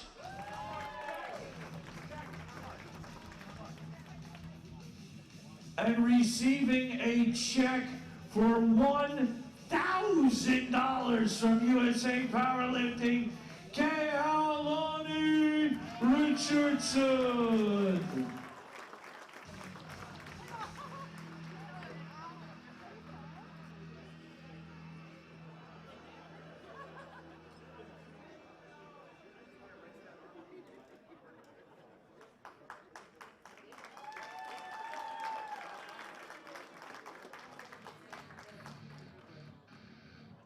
Thank you, ladies.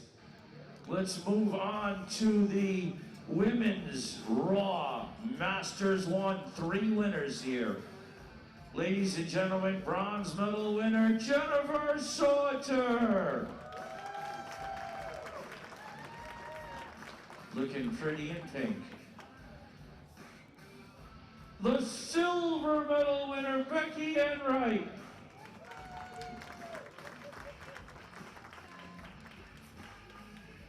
Hey, Bill, let's go get a steak. And the gold medal winner, Jacqueline Dubley. How do I say it? Double. Jacqueline Double. Jacqueline receives a check for $500. Wow, I really let her down, didn't I? I'm sorry. $500 is nothing to sneeze at. You know how many tens of thousands USA Powerlifting is given out over this weekend? A lot more than any other federation. I can tell you that. Women's Raw Masters 2, 3 winners. Bronze medal winner, Cynthia Browning. Silver medal winner, doing her pin squats, Melissa Mitchell, Mel Mitchell. Give me a pin squat, Mel, give me a pin squat. And in first place, Alicia. The bronze medal winner, Joanne Craig.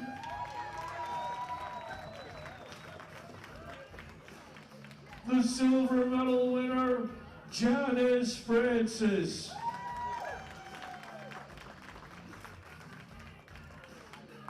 And in first place, Mr. Garcia, it's Diane Coon. Let her up there, Joanne, let her up there.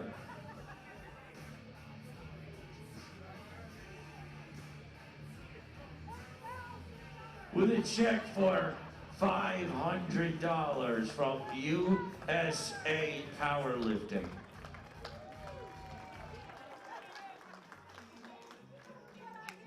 You guys are all rock stars. All right, you're done, ladies, go.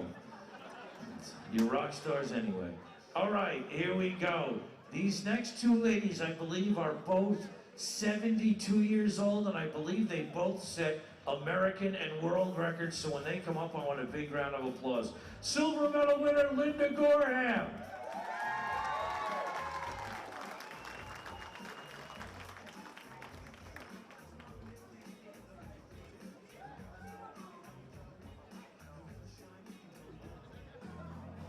You're a rock star.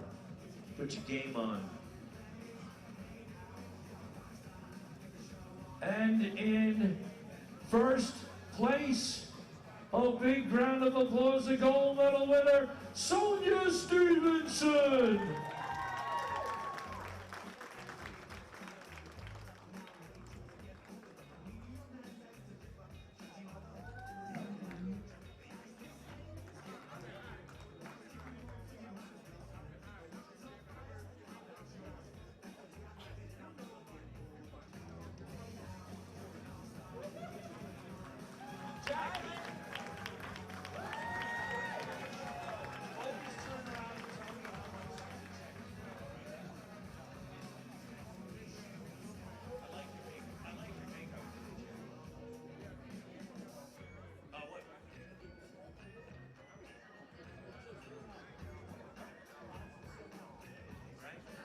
Now we have the best overall lifters, raw lifters by formula.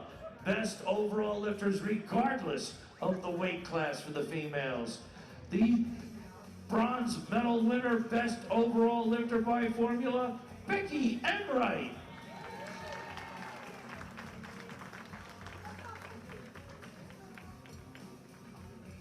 And the silver medal best overall lifter by formula, a Sam Calhoun lifter. Her name is Mel Mitchell.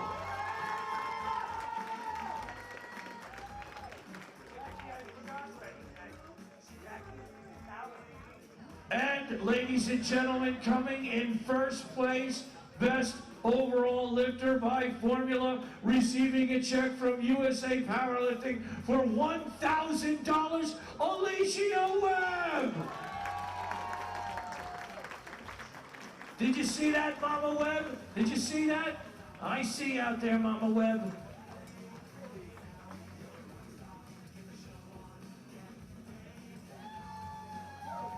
Give these three fine young ladies another round of applause.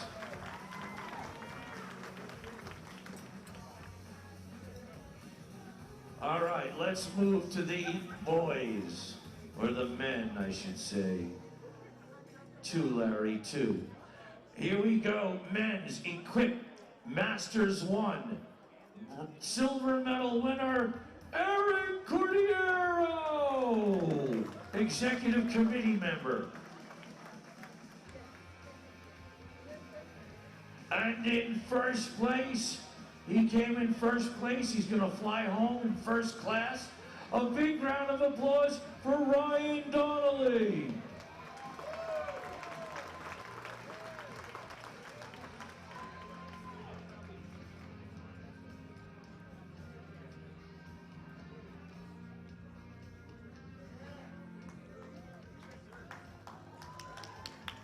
Thank you, boys. Let's move on to men's Equip Masters 2. Bronze medal winner, Chris Eastman.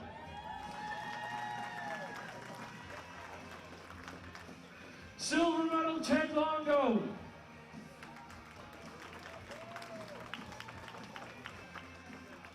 And in first place, my main man, Alan Crockover.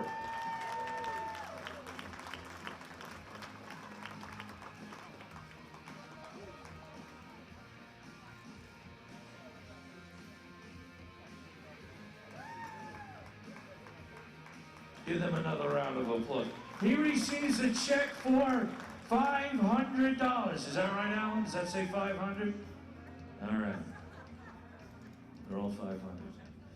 All right, and here we go. Masters, where am I? Masters 3, 2. Silver medal winner, men's Equip Masters 3, Ted Stewart. Ted Stewart. Come on, pal.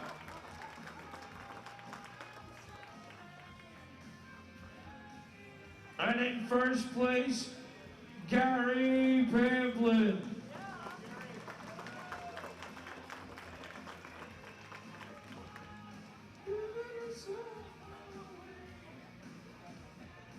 And he receives a check for $500 from USA Powerlifting. Men's Equip Masters 3. I'm sorry, I just did that, Masters 3. Men's Equip Masters 4. The gold medal winner, first place. A big round of applause to Mr. Bill Sindelar. He receives a check for $500 from USA Powerlifting.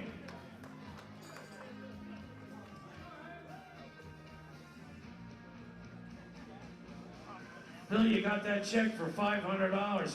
Now we can go out to Ruth Chris tonight. You can pay. Give him another round of applause.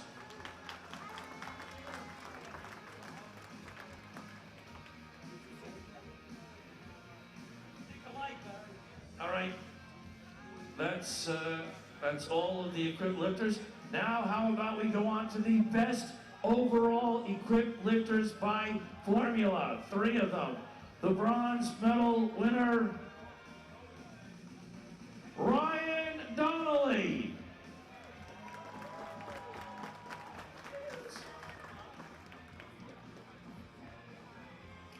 Silver medal winner, Bill Sindelar.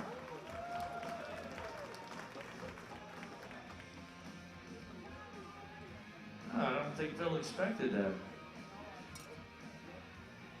And in first place, Gary Pamplin.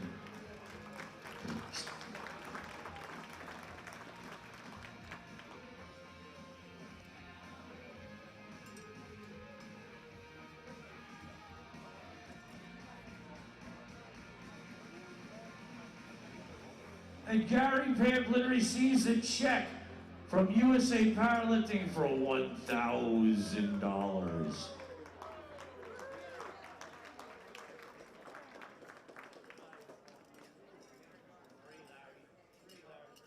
All right, let's move on to the men's Raw Masters 1.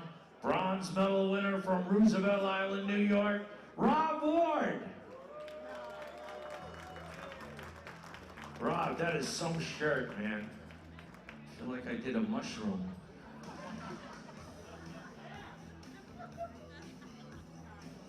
And the silver medal winner, Matthew Swanson, fresh back from Australia. Guy went all the way down to Australia to live for the USA at their Worlds. And in first place, Jacob Lyons, receiving a check for $500.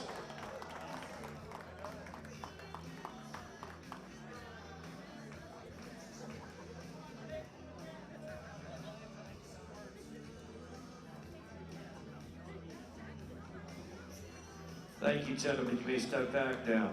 Men's Raw Masters 2, silver medal winner, Mike Burns. Burns checking in, silver medal. And in first place, receiving a check for $500 from USA Powerlifting, Michael McQueen.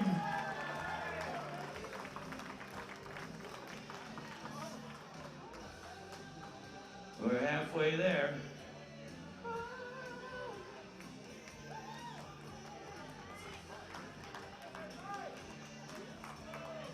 Thank you, gentlemen. You may step back now. Men's Raw Masters 3. Bronze medal winner, fresh off an injury, but he got up on the platform, Wayne Craig.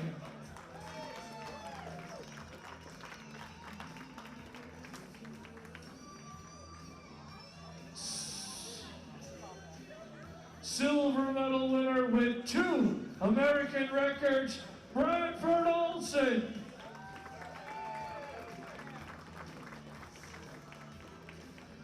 And in first place, Matty Muchagrosso with a check for $500 from USA Powerlifting.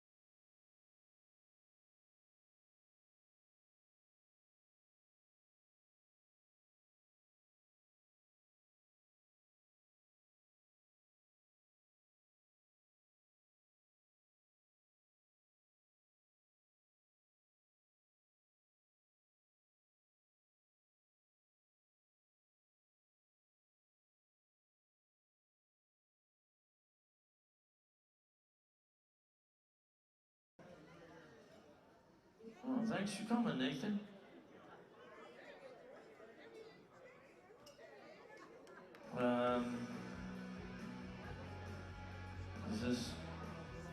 Is that not right?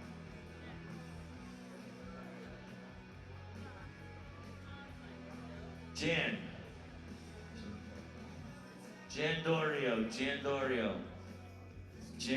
Dorio. All right, we're gonna do first and second, and then we'll get to third. Silver medal winner, best overall raw lifter by formula, Matty Muchigrosso.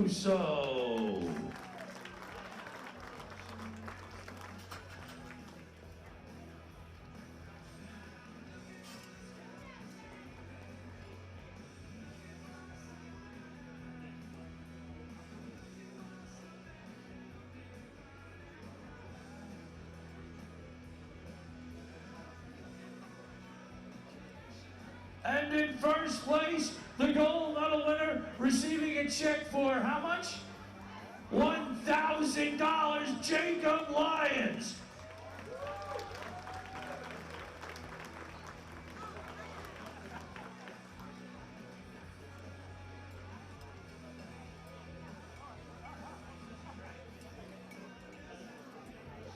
Stay up there a moment, fellas. And the bronze medal winner, come on back, Nathan Gorham. Yes, I told you I was right, Nathan. Give me a round of applause to Nathan.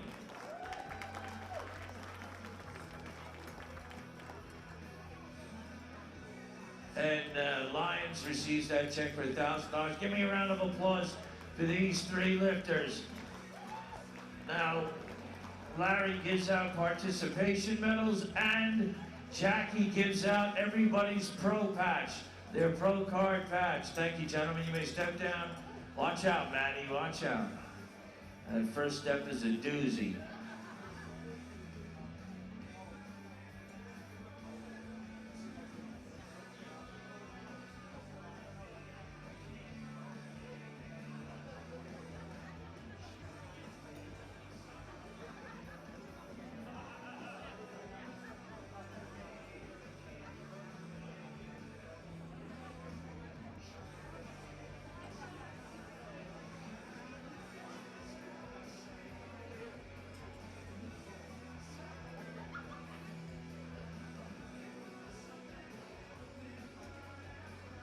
All right, hold on. Wait till everybody gets all their credentials and their awards.